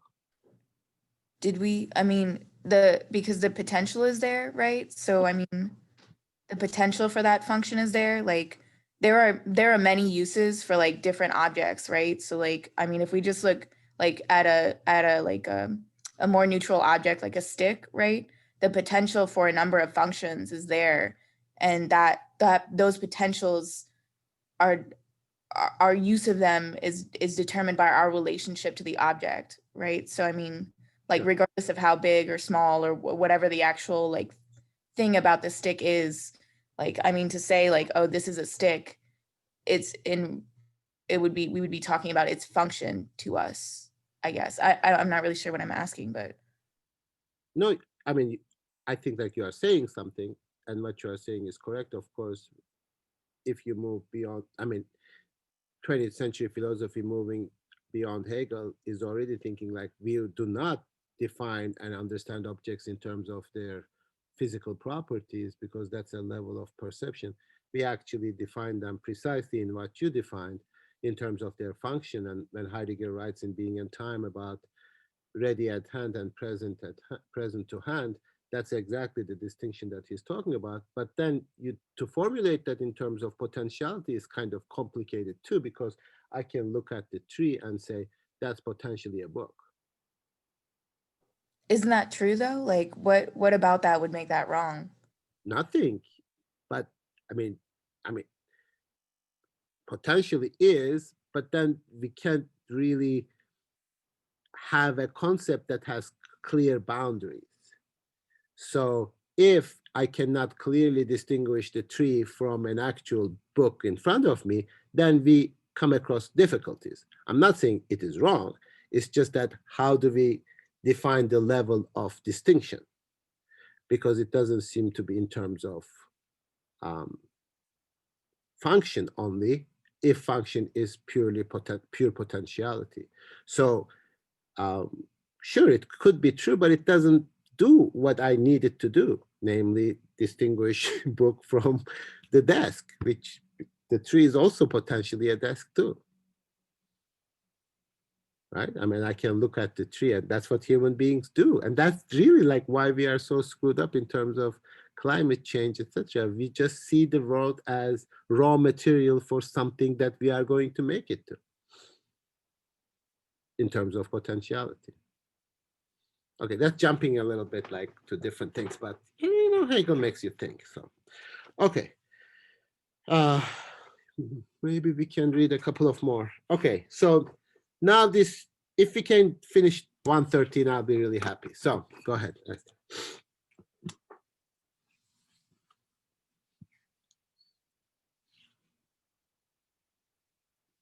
Reading 112 or 113, sorry. 112, please. Okay. Mhm. This object is now to be more precisely determined, and this determination is itself to be briefly developed from the results which have arisen. At this point in the exposition, a more thorough development is not appropriate. Since the object's principle, the universal, is in its simplicity, a mediated simplicity, the object must express this on its own as its nature, and thereby shows itself to be a thing of many properties. The wealth of sensuous knowing belongs to perception, not to immediate certainty, in which the object was only ancillary, for the former perception has negation in its essence. Okay, so the differentiation that is present in perception already says that it is beyond the immediacy that uncertainty desired. So since there is difference, since there is opposition, there is multiplicity. Mannigfaltigkeit, I think the expression is exactly the same as Kant uses in Critique of Pure Reason, Mannigfaltigkeit, manifold. So we just got to manifold. So for Kant took manifold to be there, etc., Hegel just constituted mannigfaltigkeit at the level of perception, because for that you need difference. So difference is, I mean, Kant says the unity is not given. Hegel says even the difference is not given. You make an assumption about the external world, it is completely disunified. Hegel says even that disunity is not, or the mannigfaltigkeit is not given without consciousness. But you understand that, right? The sort of, even describing the world as chaos is a human description. Like we just sort of, try to understand the universe. It's always our understanding. Even to say like pure multiplicity, pure mannigfaltigkeit is still something that is constructed in relation to consciousness. We want to attribute it to the world independently of us, but even that mannigfaltigkeit, like, oh, I'm in such a, chaos, is in relation to me. So it really doesn't make a difference whether the world has a, the universe has a unity or multiplicity. For us, it really doesn't make it. I mean, we can't even pose that question properly. So like, people say, if that doesn't happen, it is pure chaos. It's like, yeah, that pure chaos is still in relation to us. We need to constitute the chaos. The difference. Okay, that's good. I like that. All right, so now why are we talking about the object? Because in perception, natural consciousness thinks that the object is the essential element, not the act of perceiving, which will be wrong, but we need to go through the process. Okay. The this is therefore. The this is therefore posited as not this, or sublated, and thereby as not nothing, but as a determinate nothing, or as a nothing of a specific content, namely of the this. Okay, do you understand this? Do you understand this sentence?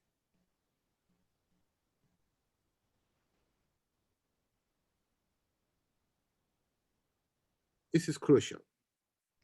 It is Is this positive. just reiterate? Oh, go ahead. Go ahead. You're right. Is this just reiterating the object of perception as the as coming from the movement of the relationship between the conscious, or the I and the this? Yes, exactly. Yes. But now this is like also not this. It's universal. It has negation. It's sublated. It's mediated, right? It is not nothing, right? But it's a determinate nothing. It is not what it was that sense certainty imagined. It is a determinate nothing. Therefore, determinate nothing always negation, nothing of a specific content, the negation of a specific content. So I need to look at this.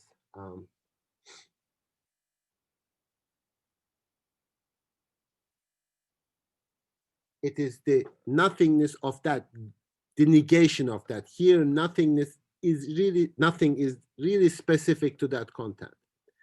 That this is not an immediate, but it is a mediated. It is because it has that notness inscribed into that, that's the universal.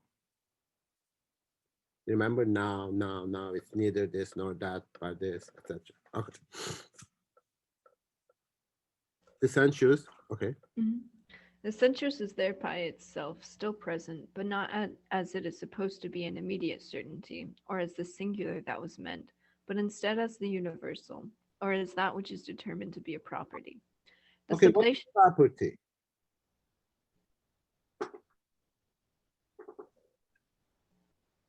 What's property? That's like the other sensational information that we're receiving, like the color from shape, etc. Sure, but we really don't have a very good understanding of either property or even property in both senses of the term. The term for German is Eigenschaft. Eigen is that which properly belongs to you. Eigen is the same. Eigene, like my own. Like property, actually, ironically, is what which properly belongs to me. Eigenschaft is one's own. So property is not accidentally something that belongs to you, but necessarily almost belongs to you.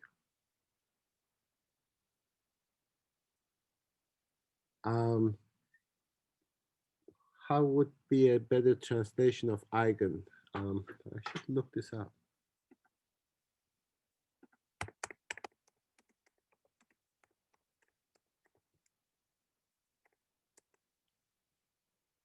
Yeah, I mean, I don't know whether you hear the term own, one's own, like owning something and it's my own, but properly mine. Do you see that? Do you hear that? In eigen really means own, but my own, but it's also, I own it. It's my property. Do you hear the double meaning of the term there? So in this context, as the universal, is that, sorry, I'm rereading the sentence. Does property, or that which is determined to be a property, is that just also reiterating the I? Wow. That Mhm. that it is our consciousness that still is like receiving the information in our consciousness that is having that relationship? Well, great question. But at this stage, remember how the essay, the paragraph started. This object is now to be more precisely determined because consciousness attributed this to the object. So it's object's own. It's not my own. Object owns it. I don't own it. So I still attributed it to something other than me as its property. Now, I know I contributed to the formation of the property of the object as a universal greenness, for example, this, right? But I still make it belong to the object because I still believe that that belongs properly to the object. It's object's own. That's what objectivity requires me to do. This is the same kind of impulse that I had in sense certainty. Certainty belongs to the object, even though I'm the one who is certain. I'm certain because of something in the object. So in epistemology, we always initially at least privilege the external world, that which is not us. And that's quite natural. That's what natural consciousness do, because if I just know what is my own, I'm just knowing myself. I'm not knowing the world. So I attribute it to the external world and minimize or even eradicate my contribution to it. And that is what Kant sort of questioned in terms of my cognitions should conform to the objects. Objects should not conform to my cognition. That's the metaphysical position prior to Kant. But after Kant, that becomes much more complicated, that objects actually might also have to conform to my cognitions. Now, for Kant, that was universal. It is always there. Therefore, it's problematic. While Hegel learns this fundamental insight that it's a relationship, he describes that relationship, not just assumes that these concepts predate or pre-exist before this relationship. They are not just abstract, they are not just purely formal. It is a process of constructing them, quote unquote. So property is, you need to hear the word, like property is like, for us, it always appears to be something that I can have or not have, right? Like, that's my property, I can sell it or something. That's what people think in English with the word property. But the eigenness, the ownness, one's own, oneselfness is not really heard in the term property. But Eigenschaft is what is properly mine, what belongs to me, what I own, my own, I also own it. What I own is properly my own. It determines my existence. Do you understand? Do you hear that? In English? Assume you do. Let's go. The sublation. Sorry. The sublation exhibits its truly doubled meaning, something which we already have seen in the negative. It is now a negating and at the same time a preserving. The nothing, as the nothing of the this, preserves immediacy and is itself sensuous, but is, however, a universal immediacy. However, being is a universal as a result of its having mediation, or the negative in its own self. While it expresses this its immediacy, it is a differentiated determinate property. Thereby, many of such properties are posited at the same time, and each one is the negative of the other. While they are expressed in the simplicity of the universal, these determinatenesses, which are really only properties through the addition of a determination yet to come, relate themselves to themselves, are indifferent to each other, and each is both on its own and is freestanding from the others. Okay, let's stop there for a second. So do you have a sense of what is happening here?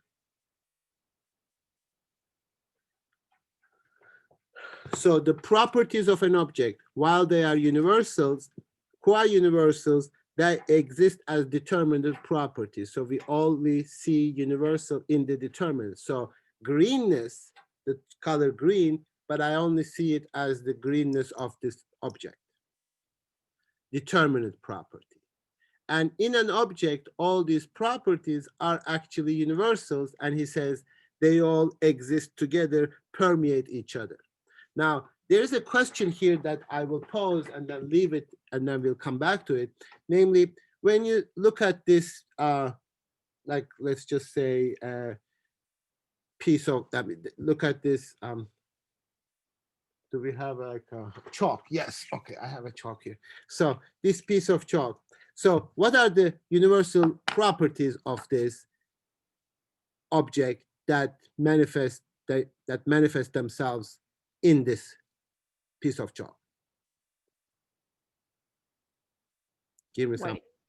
Whiteness. Okay, what else? If you could touch it, you can see it. It's dry. And if you taste it, gross. So all these properties, right? Now that, where do they exist? Where, Concentrated in the object. what's that? I mean, like, they exist for us, but like what we said before, like if you're taking the Hegelian view, it does exist only for you, but sorry, that's my cat. They really only exist in the objects, right? Like they're like concentrated in the object. Well, it's not Hegel thinks that it is only in only in us. That's what science tells us in terms of the color. But in the relationship between In the relationship, yes.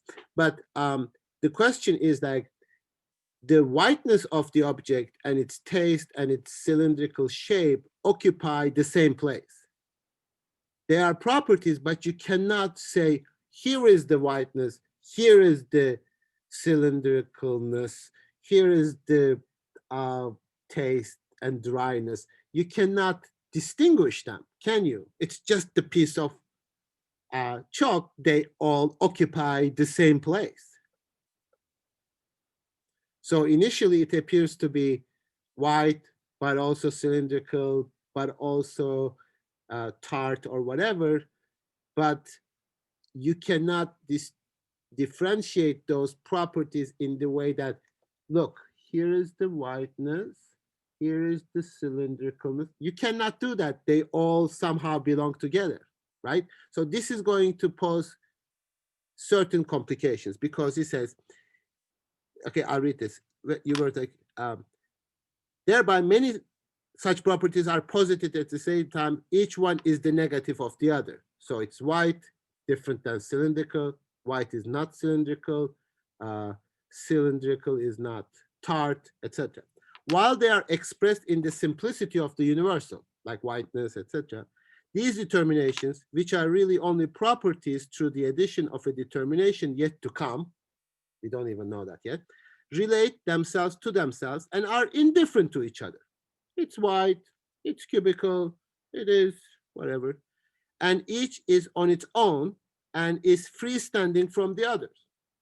The whiteness of this doesn't affect its shape, that doesn't affect, they are all as universals existing in this object. However, this simple self-equal universality is again distinguished from these, its determinations, and is freestanding, namely this piece of chalk, right?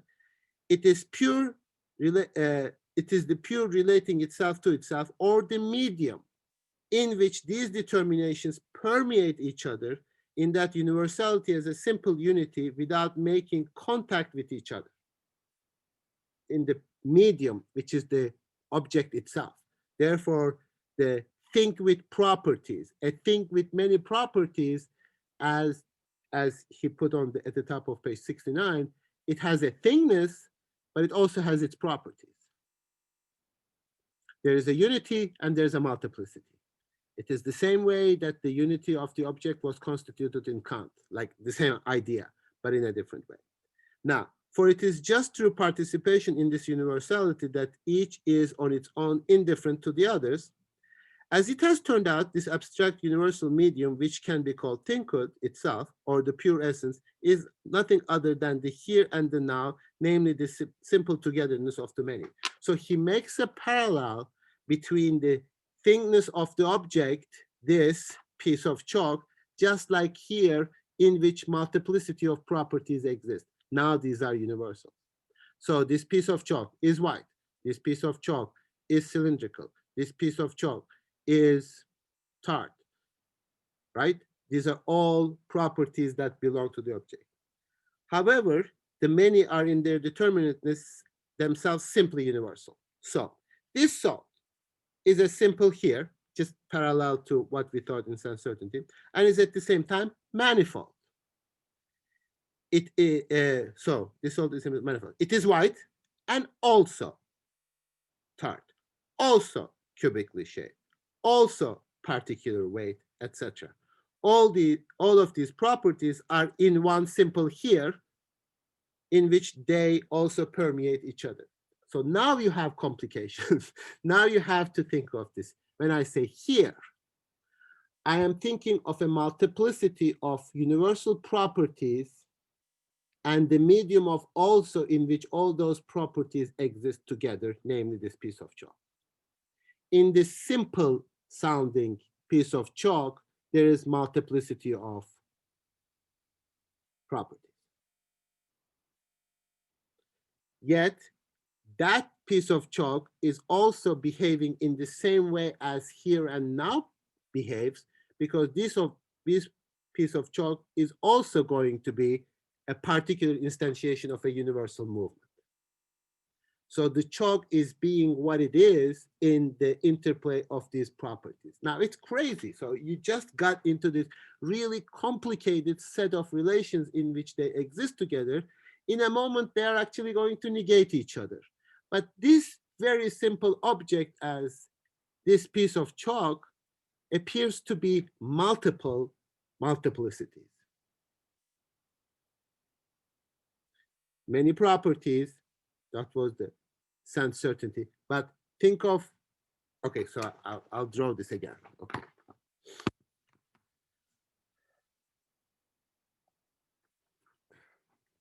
Okay, so when you have this piece of chalk, right? So this is here. Imagine this is a chalk, right? Here, right? But in this here, there are these properties. These properties are universal in the sense of white, cubical, etc. Now, but here, so these are the objects of sense certainty, universal, that emerge from sense certainty. But now all of these belong to this piece of chalk, and here is now, as the object of perception, has its own movement. So just like these moved and constituted as universal, here as the piece of chalk, as the object of perception, as that shut up, as that which I don't know how to respond to that. it is listening to me.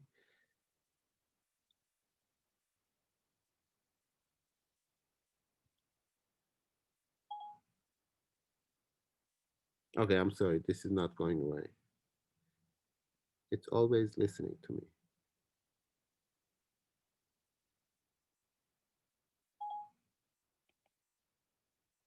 Okay, good. Object of perception. Now, object of perception is constituted in the same manner in which the object of sense certainty is constituted, namely, this piece of chalk is another instantiation of the movement of piece of chalk. This makes it really complicated because this is not the only piece of chalk. I have this piece of chalk too. So they are going to be also constituted in relation to each other.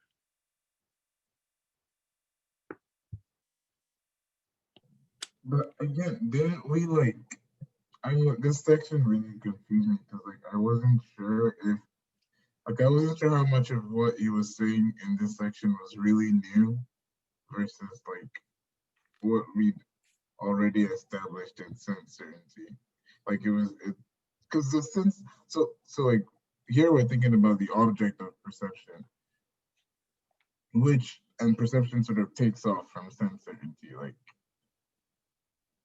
but then is it so is what Hegel trying to say is that like it takes up from sense certainty, but it doesn't take up the object of sense certainty like correctly or entirely, or the way natural consciousness thinks it does. I think the activity is the same, but the object that it took from sense certainty, namely the universal, is a property, but we don't perceive properties free floating. We always perceive properties as the property of one thing. So like I don't see whiteness, I see the whiteness of this piece of chalk. So then the object of perception is further determined than the object of sense certainty. It's further particularized, further concretized, became more concrete. So just like I don't perceive this, that, I don't perceive the universal as free floating, I perceive it as belonging to this. And when I look at this object, this is the object of my perception, right? You see objects, do you not? You see a thing with many properties. You see a multiplicity. You see a multiplicity within one object. You see many properties, but you somehow think of those, properties together. And I do this already. I know. Do you think, is this white? Yes. Is this white cubicle? Yes. Is this tart? Yes. All these properties belong to the same object. So object is a unity among differences. Now, what are those differences? Those differences are given by the sense certainty, multiplicity of the disses. But the object has also a unity that is further determined, not the unity of its properties, but the unity of itself, which I attribute again to the object. I say, what I perceive to be essential in perception belongs to the object. Yes, I might have contributed to the formation of the universals as I understand it that reside in that object, but the unity belongs to the object. But then I figure out that the unity doesn't belong to the object. And in that sense, it's exactly the same gesture as sense certainty. In fact, that unity belongs to me. But for that unity to belong to me, it has to be a unity in the object too. And therefore, that sort of mutual, again, construction, mediation, that will finally lead to the proper object of understanding in the next stage of consciousness.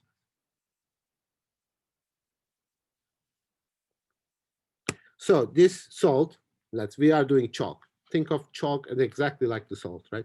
It's simple here, and it is the same as manifold. It is white, also tart, also cubical, also a particular weight, etc. All these many properties are in one simple here. Now that got really complicated now. Now all these properties belonging to this here now. Am I naming it? Let me name it, piece of chalk. When I say a piece of chalk, I say a multiplicity.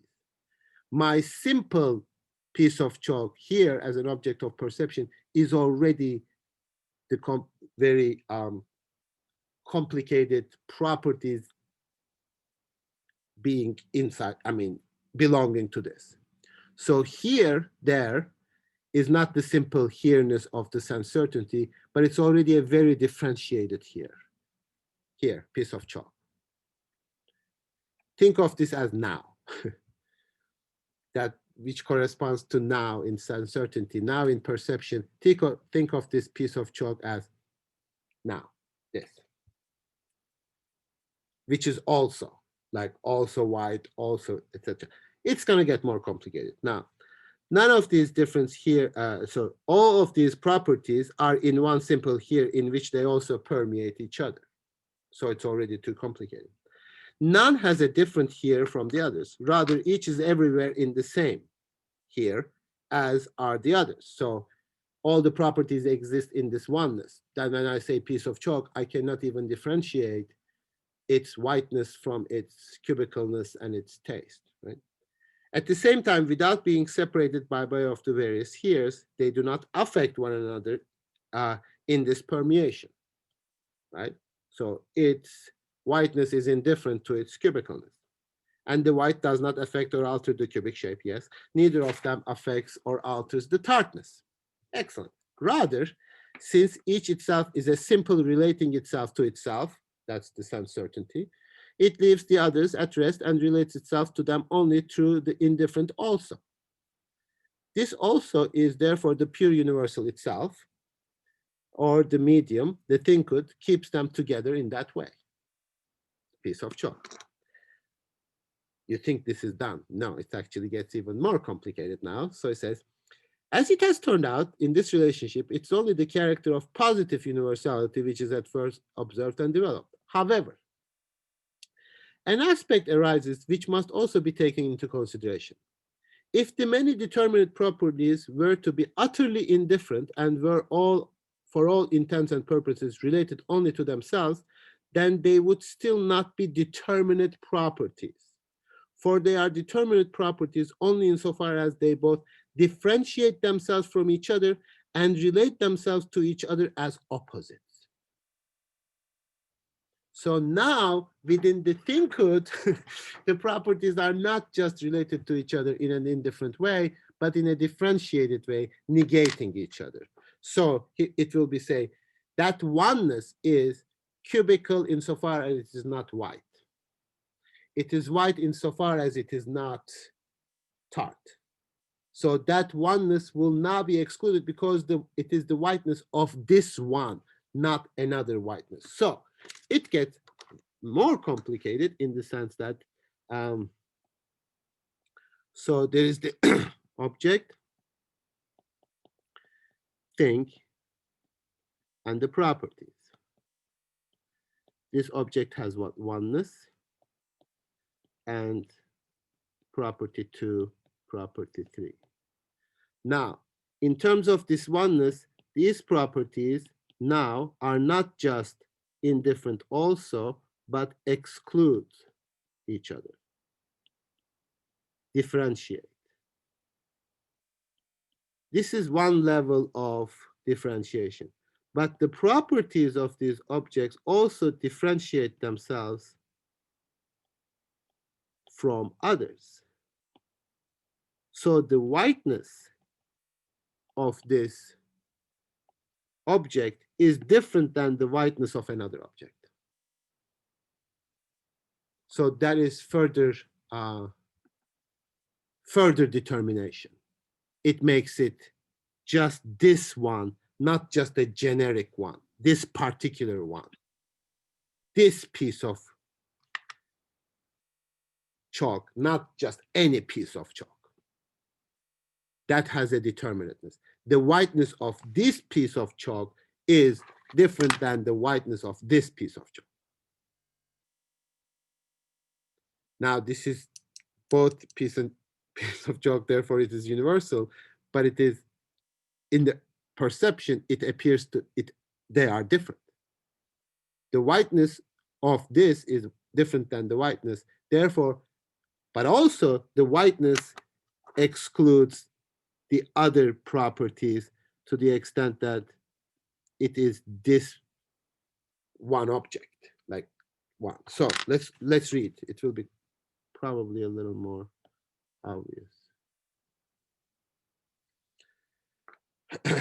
However, according to this opposition, they could not be together in the simple way, in the simple unity of their medium, which is as essential to them as is negation. Insofar as their difference within that unity does not amount to an indifferent difference, but rather an excluding difference, which itself amounts to a difference which negates other, so this difference thus falls outside of this simple medium. This simple medium is not only and also an indifferent unity, but it's also one, an excluding unity. The one in the moment of negation as itself relates itself to itself in a simple way and exclude others, and by which thinkhood is determined as a thing. So it's not just indifferent, these might have all the properties and different, etc., but this piece of chalk is different than this piece of chalk. This has a particularity, uniqueness, unity, which exclude the properties of this. So there are two separate objects, right?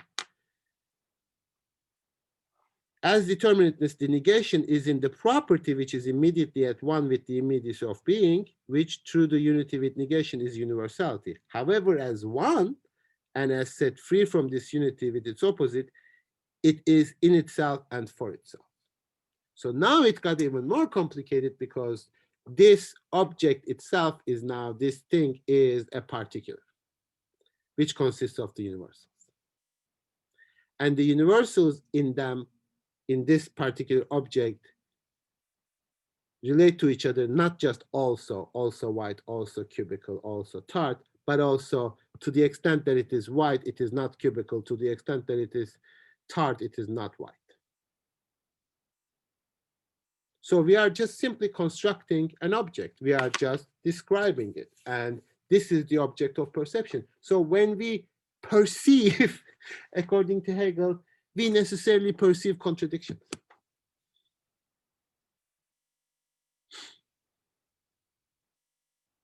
So we are way past to that simple taking in. We're already participating in it and thinking along with the perception. Because, if I do this and do this and do this and do this, you're always like, okay, this is another, it's the same, it's the same, or like, if I can, like you are already thinking along the identity of these objects of property.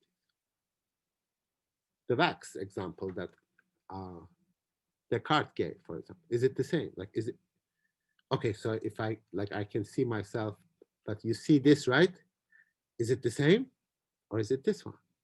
You are already thinking whether you can identify the particular object. Yes. So when you say like a particular object is like cubic to the extent that it is not white, and etc., is that relationship also like between objects? Like this object is cubic to the degree to which the other object is not cubic or is white Yes, or of course, the property of whiteness of this object is different than the property of whiteness of this object, right? right? So the degree to which one of the objects is white is the degree to which the other object is not white, or Or not black, and or it determined in terms of its opposite. Yes. I mean, I shouldn't say black and white as opposite, but it can be any other color to the extent that it's not. So it becomes even more complicated because the whiteness of it is really a function of it being not red, blue, green, etc. So all the properties of all the objects are related to each other in terms of opposition, as well as the objects are including related. objects for which there are shared properties. Sure, yes. Color is a property. Like we go with color, like each object has a color. So I can differentiate the color of this object from that color of the object, but I can also differentiate the blackness of that object from the blackness of that object, but they all share these properties. They are both universal, but also excluding each other. So when I see blackness, when I see black things, I'm already seeing within a contradiction according to Hegel, but I can differentiate those. I mean, I can do that in my perception. I distinguish the blackness of this object from the blackness of that object, even though they are both blackness. And if they were asked me to, how do you do that? I can say, oh, maybe one of them is darker than the other, etc. I mean, I try to like still distinguish within the perception, but we are making contradictions within the same universal. Are these all black? Yes. Are they the same? No. It's like, how can you say they are black then? So it's like the shift here. I'm still trying to just take in this, like the sense, like moving from sensorinty to this part. So the shift is that like we're no longer just talking about this here and now. We're looking at like particular things like in the world and stuff. Okay. Absolutely. Object of perception. I mean, yes. Okay, I guess we need to stop. I was just starting, but it's 11:55, so I was just getting excited. Okay, you really need to read it, and you need to make your best to understand it. So the same reading up to page 79. That's all we are gonna. I mean, we are not gonna be able to cover all of it, but at least we can have a sense of the whole. So, any questions?